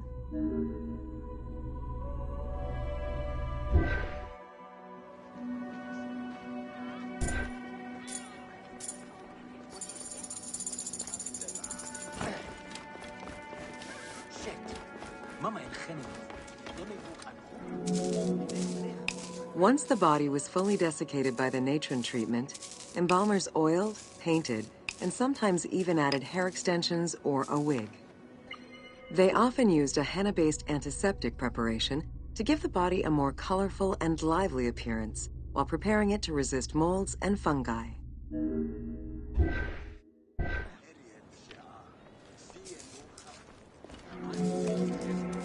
Next came the phase which gave mummies their most well-known appearance, the wrapping. Originally, each part of the body was wrapped separately. Men had their arms crossed on their chests, while women had the right arm folded over their breasts and the left arm stretched along the body. However, techniques evolved over time.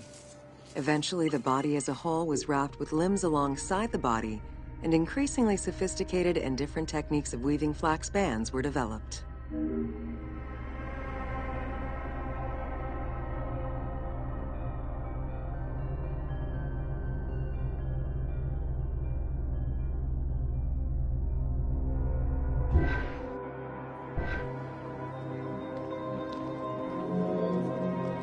In addition to the jewelry and amulets arranged on the skin of the deceased, amulets were also carefully inserted into the weaving of the linen strips.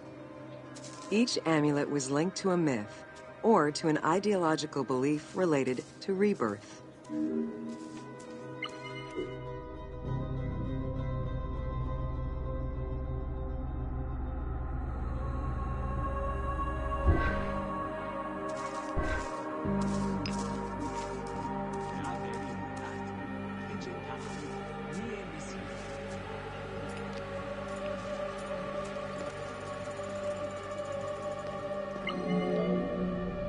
Masks were an important part of a mummy's finery. Early wooden funeral coverings were very expensive, however, and soon replaced by masks created through a technique known as cartonnage. Masks fashioned with this method were created by laying several layers of linen or papyrus pulp on a base made of mud or straw. Cartonnage was used for more than funerary masks. Ornaments and the animal coffins of the late period were also made in such a fashion.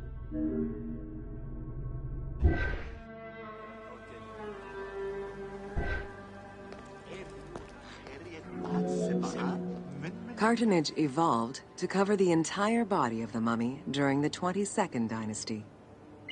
The mummies were placed on a board inside a rigid envelope of cartonnage, which was laced at the back with a string. Extremely cost-effective and visually pleasing, this technique was very popular through all layers of the society.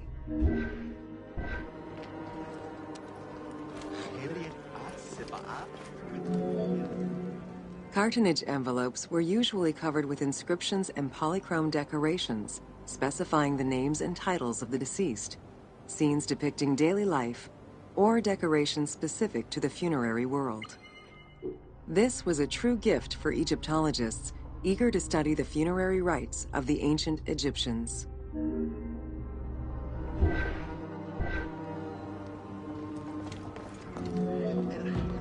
Once the mummy was properly wrapped and adorned, the embalmers proceeded with the ceremony of the opening of the mouth. A vital step of the funerary process, this ceremony was meant to bring back to life the deceased themselves, or an object representing the deceased.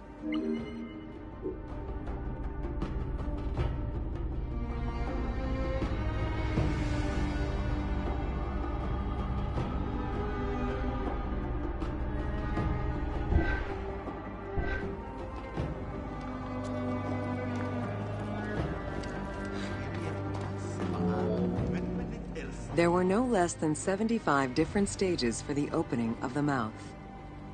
It required the application of the same oils, ointments, spices, and perfumes used during the mummification process. Makeup was sometimes part of the process as well.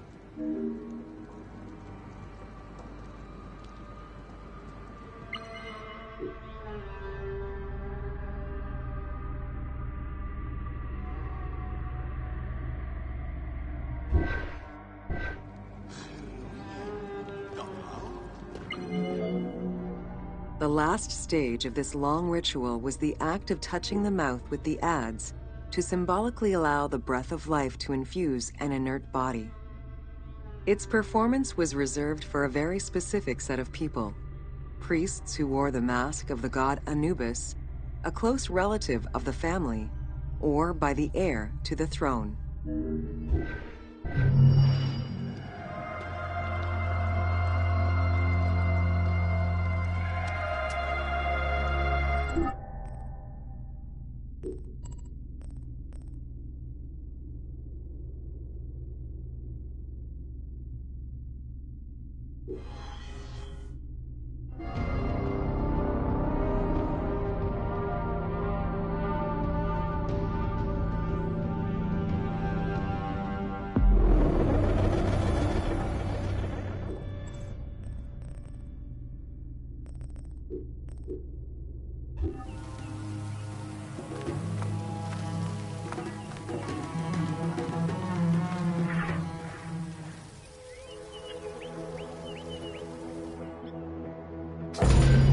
Welcome to The Importance of Mummies.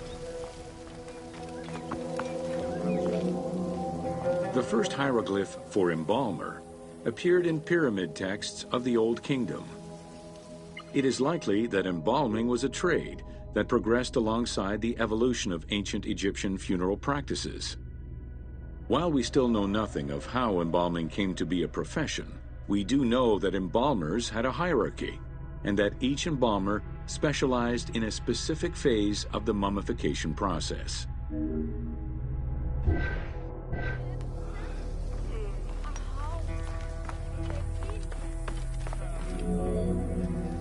The mummification techniques were jealously guarded by embalmers from generation to generation. Despite their efforts, Herodotus and Diodorus discovered their methods in late antiquity, but historians were skeptical about the validity of the texts. It remained a mystery until two teams of modern medical legal scientists confirmed the process in 1994 and again in 2011.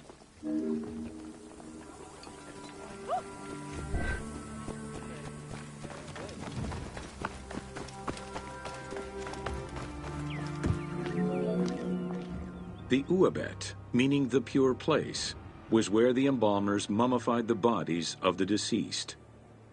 Until the end of the Middle Kingdom, it was located in tents at the edges of the city due to the smell of decomposition.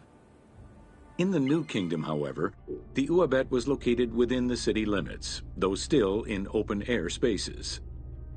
In the same way that the practices and techniques of mummification evolved, so possibly did consideration towards embalmers within ancient Egyptian society.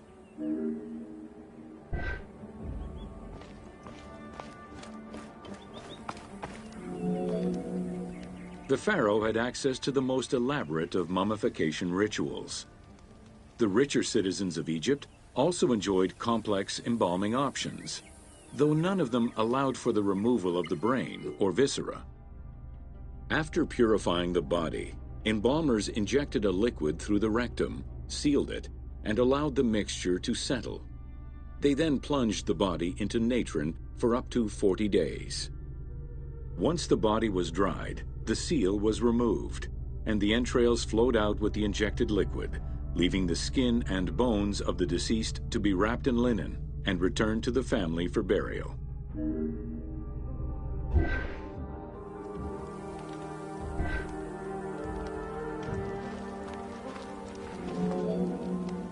The least costly embalming option was for the embalmers to simply inject a product called surmaya and immerse the body in the natron for up to 40 days before handing it over to the family. For all those who could not afford any embalming process, desert burials offered a pauper's alternative to preserve the bodies of the dead.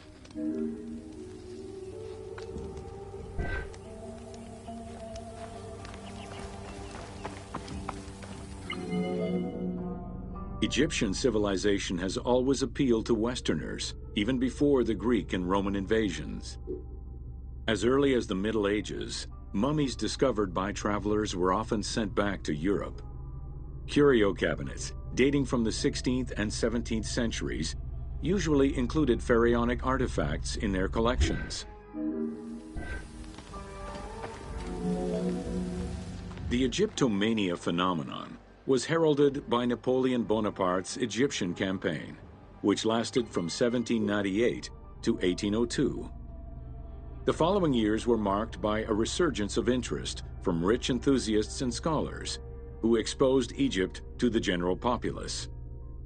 Many research societies focusing on Egyptology were founded during those years.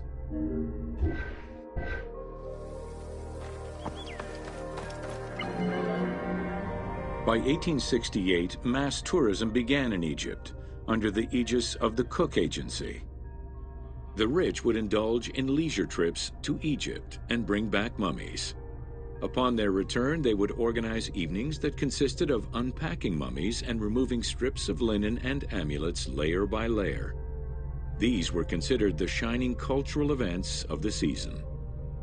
The Egyptian collections of many a museum were founded as a consequence of this mass pillaging.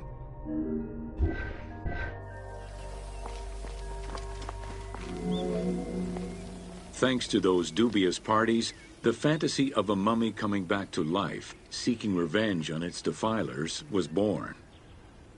The mummy malediction myth has remained steady in popular culture ever since, particularly in written media and cinema.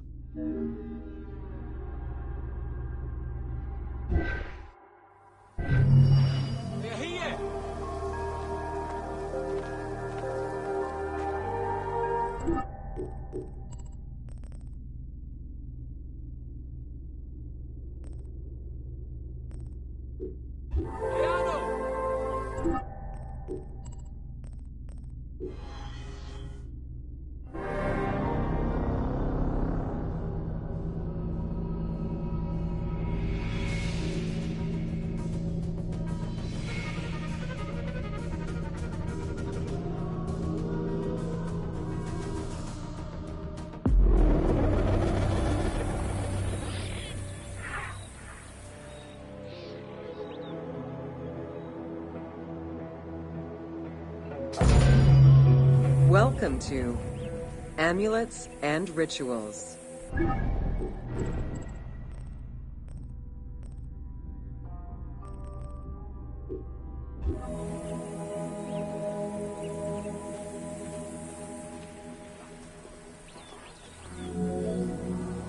Ancient Egyptians believed the world was a chaotic place, filled with supernatural forces. They knew that art and words gave life and power to things.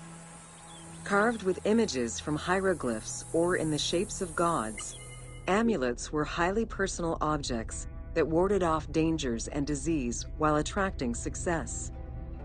Some amulets were temporary, intended to solve a specific problem, while others were meant to be worn forever into the afterlife.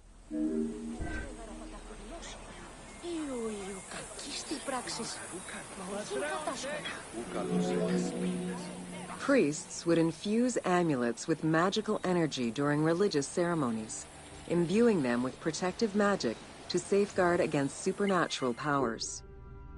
The wealthiest of Egyptians could obtain a divinely ordained pendant in which was hidden a magic formula inscribed on a piece of papyrus. It would act as a unique spell tailored to the owner.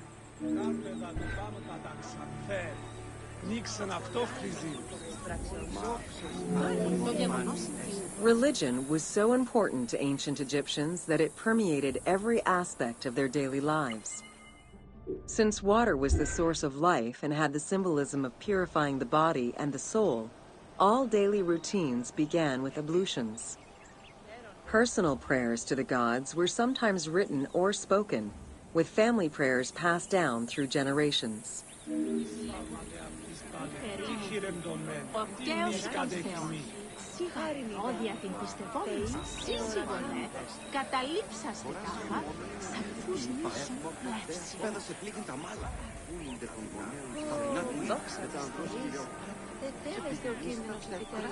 Το γεγονός ότι αυτός εκείνη λέξη πλέον η ραστένεση έφρονε ευτυχή Πού και δεν την επεξήγηση την αυτήγαν που κι ιδέαν τι ορείου Αύλος εστί. Γάρμπεδα την πάνω πατάξα. Όποτε και ένα δυνάμει των φραγμένων λησέψαν του ενάου Λίαν, γαρμούς συγχώρευσαν τον Θεό και γραμμένα. Όρια πολλές η μνήμη. Πάντως άρχισες η ανάπτυξη. Όμως εσύ το παρατησμένος. Από του οίκου του κλαθμούς, δε άκουσα, τέκτον δίπλη γίνει αυτής πάλι. Ου δυνάμει τούτον μια εμένη, ανεσχύντη διαστή.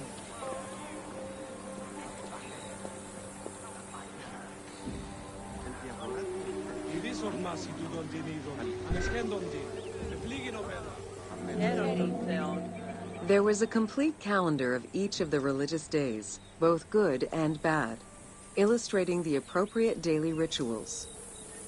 Along with wine, milk, and ointments, offerings to the gods consisted of small amulets to life-size statues and family shrines. During the Greco-Roman period, offerings to the gods consisted of mummified animals, cats for Bastet, dogs for Anubis, and birds for Thoth.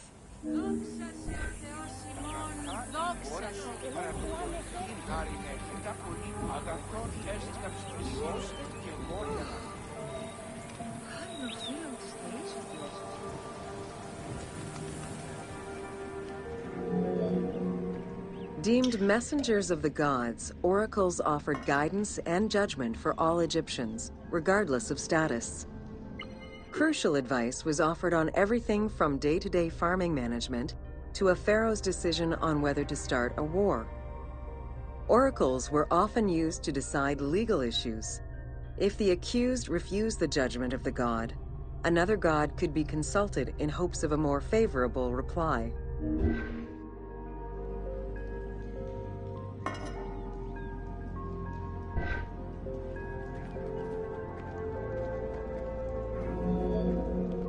It was oracles that guided the Greek sailor Batos to the coast of Libya, where he founded a colony known as Cyrene. During Alexander the Great's campaign to conquer Persia, he ordained a divine being.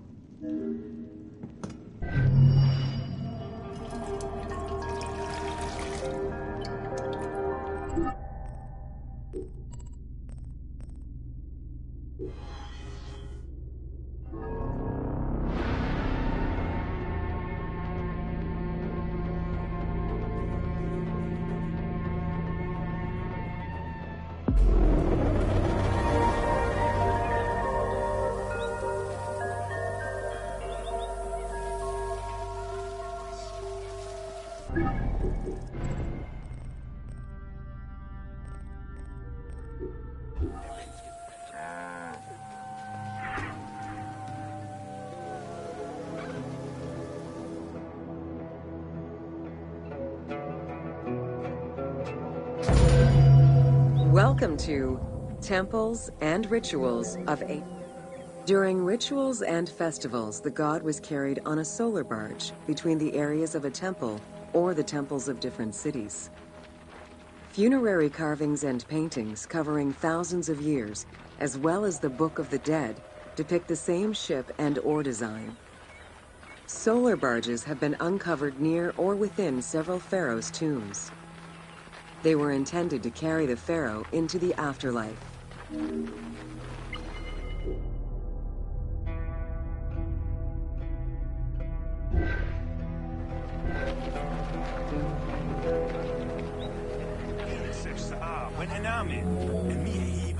Ancient Egyptians believed that Ra, the sun god, traveled the skies in a boat known as the solar barge. The solar barge was believed to cross over to mythological lands.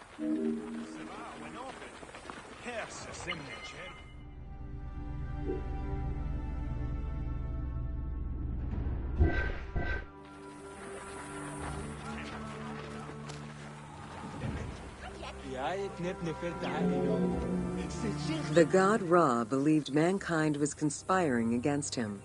He ordered Sekhmet, the lion-headed war goddess, to kill all humans. To his chagrin, Ra quickly realized that with all humans gone, there would be no one left to worship him. In order to stop the rampaging Sekhmet, Beer was brewed and dyed red with pomegranate juice to resemble blood. Sekhmet drank every drop of the brew she could find, eventually passing out drunk. When she awoke, she was calmer, and her lion visage had changed into Bastet. The Festival of Drunkenness was celebrated in honor of that myth.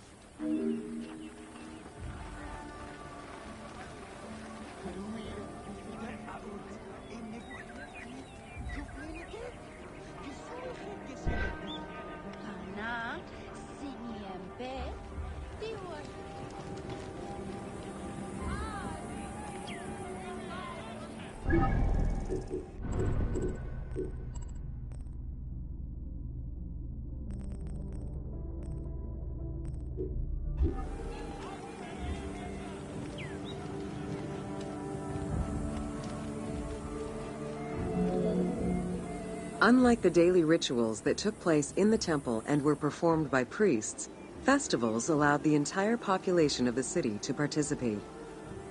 Festivals helped mark the passing of the seasons in the agricultural calendar. In reflecting the cycles of life, festivals offered a sense of consistency and structure for the regular citizens, thus reinforcing the sense of order that pharaohs were to provide for the citizens of Egypt as part of their godly duties.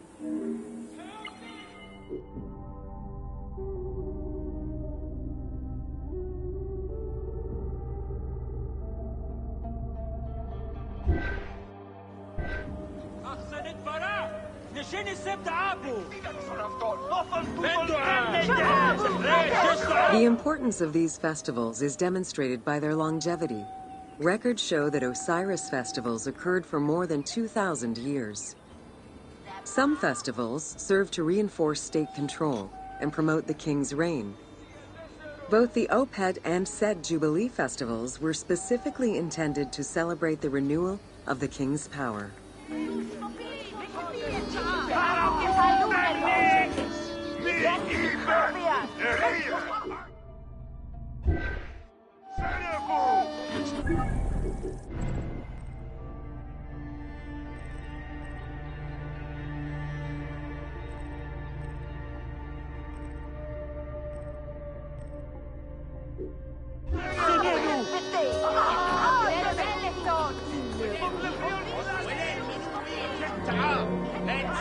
The temple hierarchy consisted of high priests, several types of priests, scribes, and servants. The high priest was known as the prophet. Some divinities had up to 4 prophets, and they were the ones to perform the most advanced and complex rituals.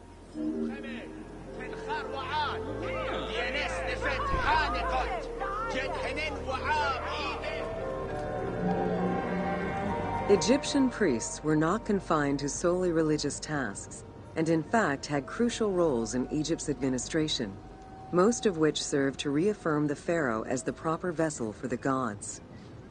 Their focus within the temple was centered on the proper conduct of daily divine rituals, rather than as custodians of dogma or the indoctrination of individuals.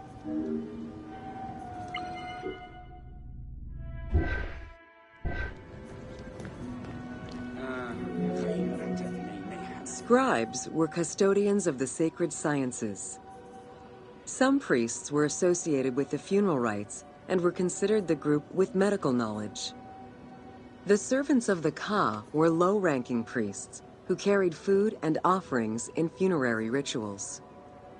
Lector priests were distinguished by their ability to read, and their main duty was to recite specialized religious texts in both temple and funerary rituals.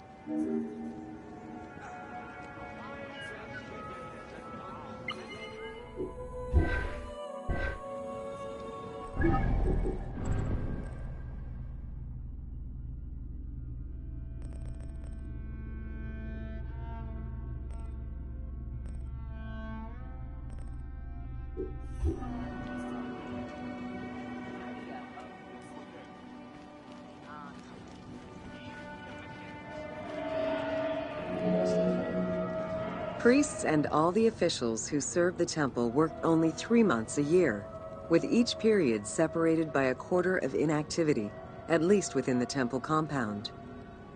Each outgoing group handed over the temple and their tools to the newcomers. Only the high priesthood remained in permanent office within the temple.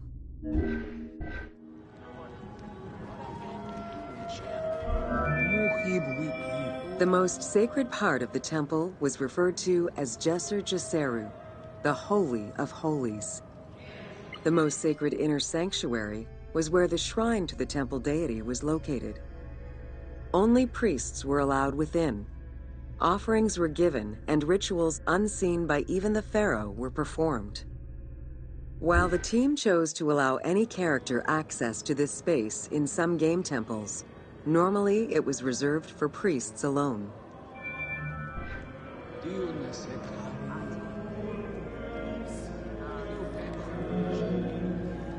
Pharaohs and their priests often chose the site of these sacred temples because of some mythological connection or an alignment with the cardinal points and certain stars.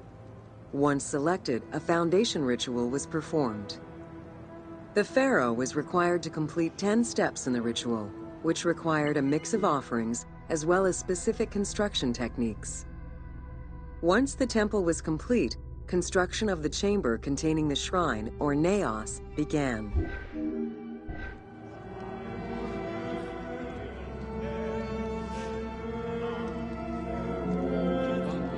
The naos was where the god statue stood. The representation of the deity was usually in stone or wood and decorated with gold, silver, and precious stones. Smaller temples had only one naos, while larger complexes, such as the Temple of Karnak, had many chambers to honor gods, such as Amun, Ptah, and Osiris. Each statue was believed to be a receptacle for the presence or essence of the god's Ka, enabling it to take a physical form. Through the statue, the god came to the shrine to eat, drink, and communicate with the pharaoh, or with the priests standing in for the pharaoh.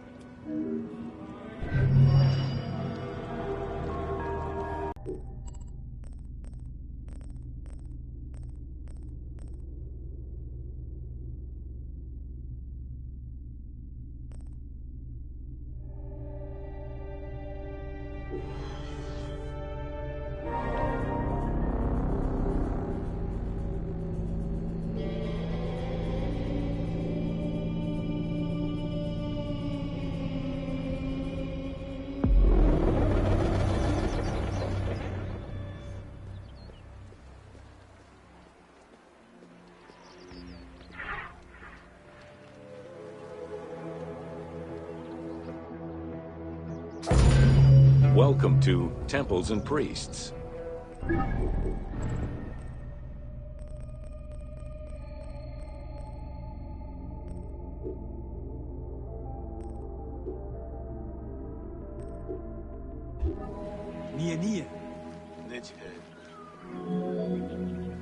From its foundation, the city of Memphis favored worship of the god Ptah. The main temple of Ptah was known as Hutkaptah, meaning Palace of the Ka of Ptah. The name of the temple, translated into Greek as Aegyptos, would eventually evolve into the modern name Egypt.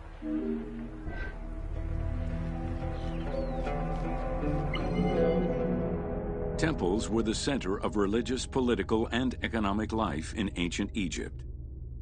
These sacred places were viewed as the literal home of the gods and goddesses. As such, every aspect of them required care and reverence, all of which was accomplished through elaborate ritual.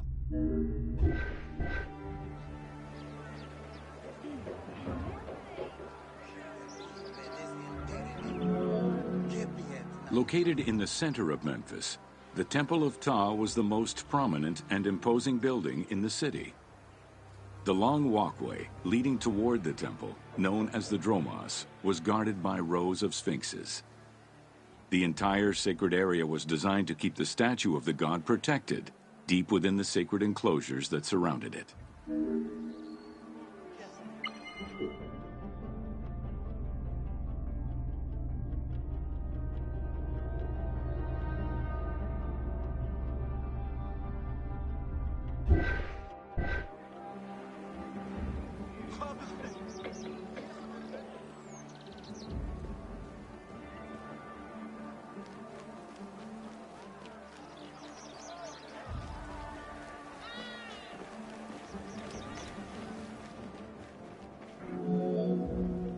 The dromos opened into a courtyard, with a surrounding portico graced with columns carved to resemble palm trees. During special festivals, the general population was allowed to enter this location, but under no circumstances would they be allowed into the sacred spaces beyond the courtyard.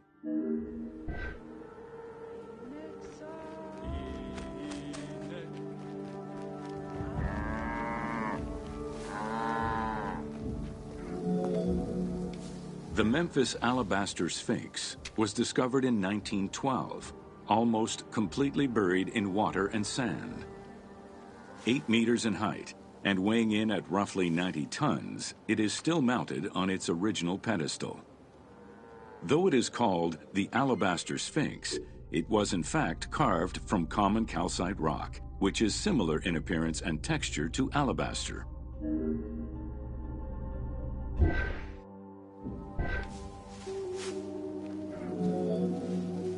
Erosion has destroyed the original engravings, making it difficult to determine when it was created.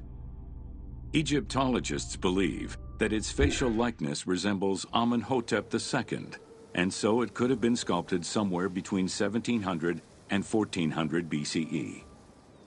It is believed that this monument once stood outside of the Temple of Ptah and was integrated into subsequent extensions to the complex.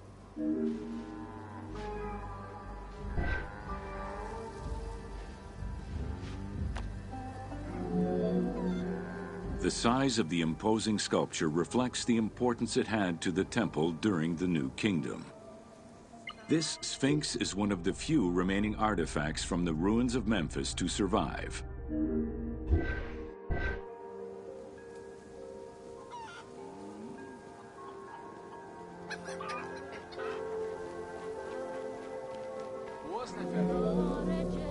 In Egyptian culture, some animals were associated with gods, while others were considered to be living gods. The Apis bull was believed to be a divine entity. The earliest mention of the Apis bull in ancient Egypt goes back as far as the first Egyptian dynasty.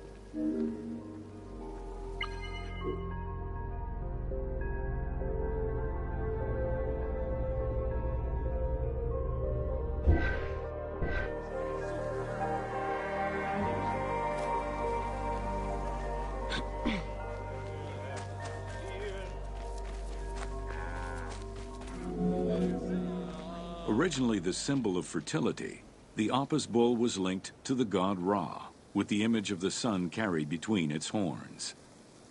Later it was associated with Osiris, the ruler of the underworld, thus becoming the funerary divinity Osorapis. During the 18th dynasty in Memphis, the Apis bull's association with the city's deity earned it the title Herald of Ptah. The Apis bull was so revered that even Alexander the Great, upon his arrival in Memphis, gave honor to Apis.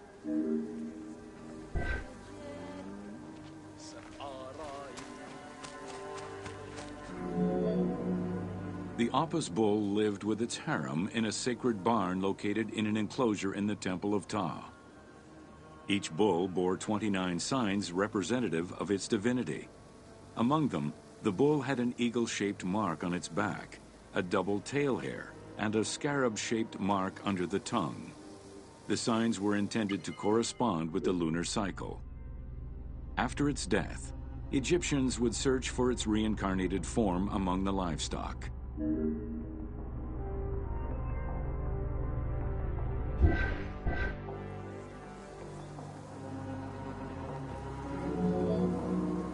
Like other living divinities, the mortal incarnation of the Apis bull was prayed to, and when it died, it was given a luxurious funeral, which included mummification. Until the reign of Ramses II, the Apis bulls were buried in individual graves in Saqqara. During the 26th dynasty, the bodies of the bulls were buried in enormous stone vats in the underground corridors of the Serapeum of Memphis.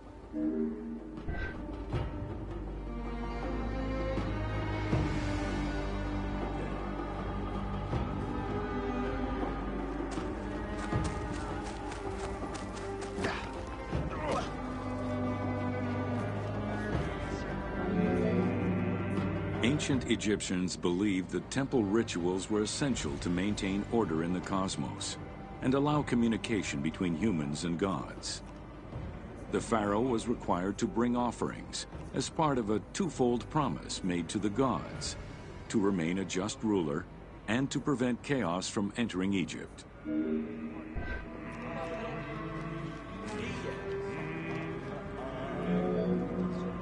Details of the ceremonies found on temple walls provide a thorough overview of the stages of the daily ritual.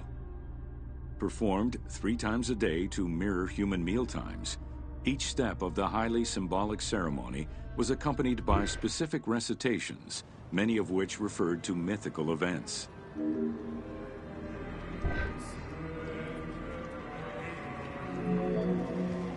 The high priest would first awaken the sleeping god with a chant.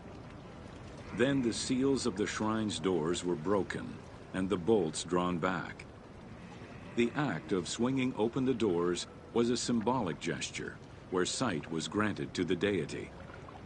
The priest would then bow and kiss the ground.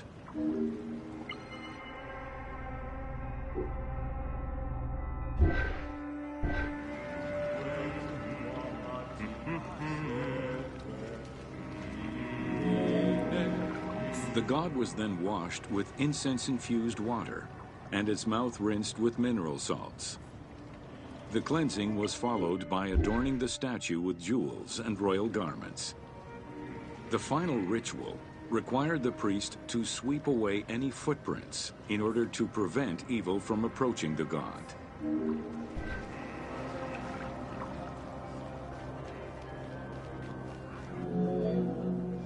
Heredity was the primary source of new recruits. Rarely was an outsider allowed this position. At the top of the temple hierarchy was the high priest. Each temple dedicated to a god had at least one high priest devoted to its care and service. During the Ptolemaic dynasty, one family held the position of high priest in Memphis for almost 300 years.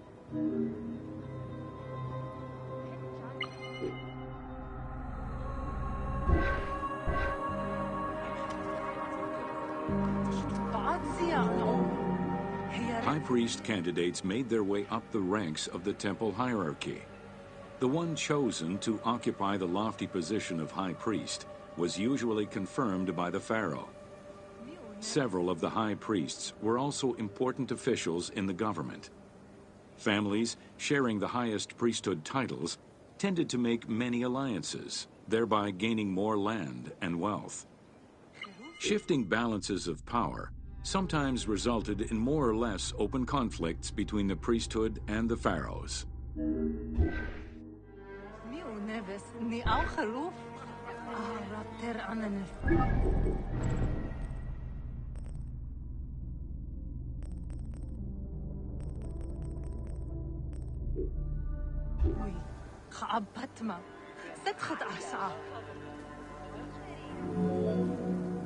In the 21st dynasty, Thebes became the capital of an almost entirely theocratic government.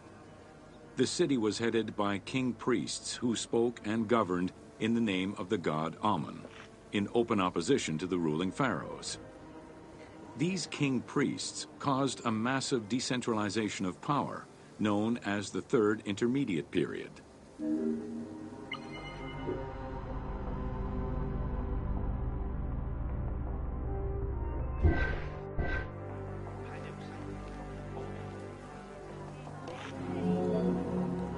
The educational institution in ancient Egypt was known as the House of Life. Attended by the offspring of the elite and the clergy, it was a place tailored to the social status of its attendees. The earliest references to this type of institution date back to royal decrees of the Old Kingdom.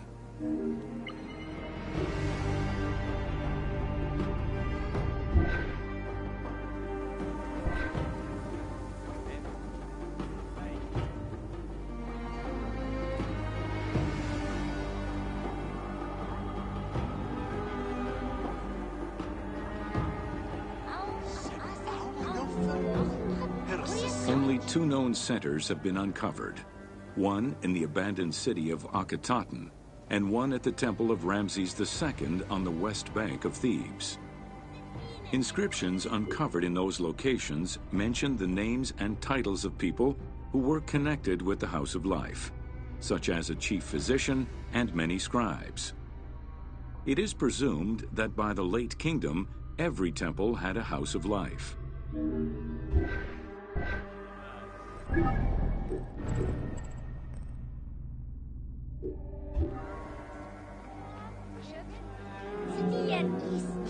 The House of Life offered training for the elite, destined for occupations such as astronomers, doctors, veterinarians, diplomats, architects, translators, or theologians.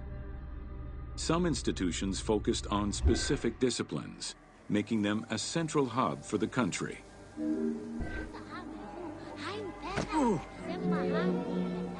Not limited to instruction for young students, the House of Life was a source of reference for many scholars, with rooms dedicated to papyri of many disciplines. Because papyri were preserved there, the Greco-Romans referred to the House of Life as a library.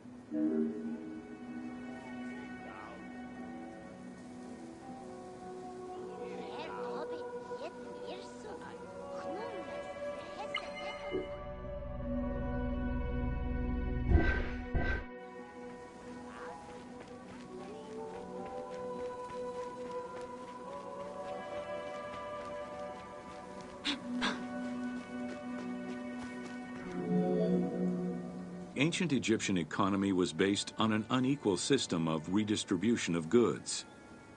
The state of Egypt collected the crops, and the temples distributed them throughout the provinces.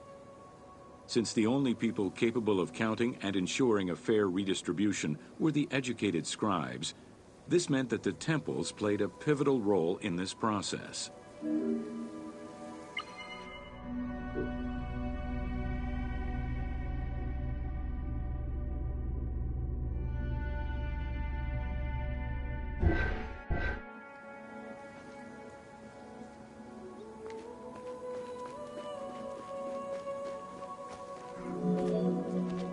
There are records of pharaohs making offerings of large tracts of land and animals to temples in order to maintain their favor.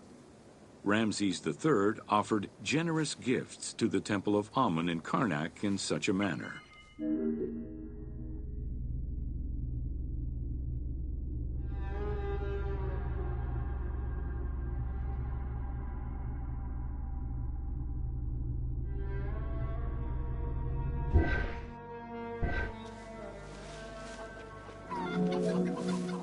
Palaces, warehouses, and granaries were built inside the temple compound to better control the redistribution of goods. The size of the recorded numbers of goods, combined with every other function filled by temples, only serves to confirm their might as economic, religious, and political centers of power within Egypt.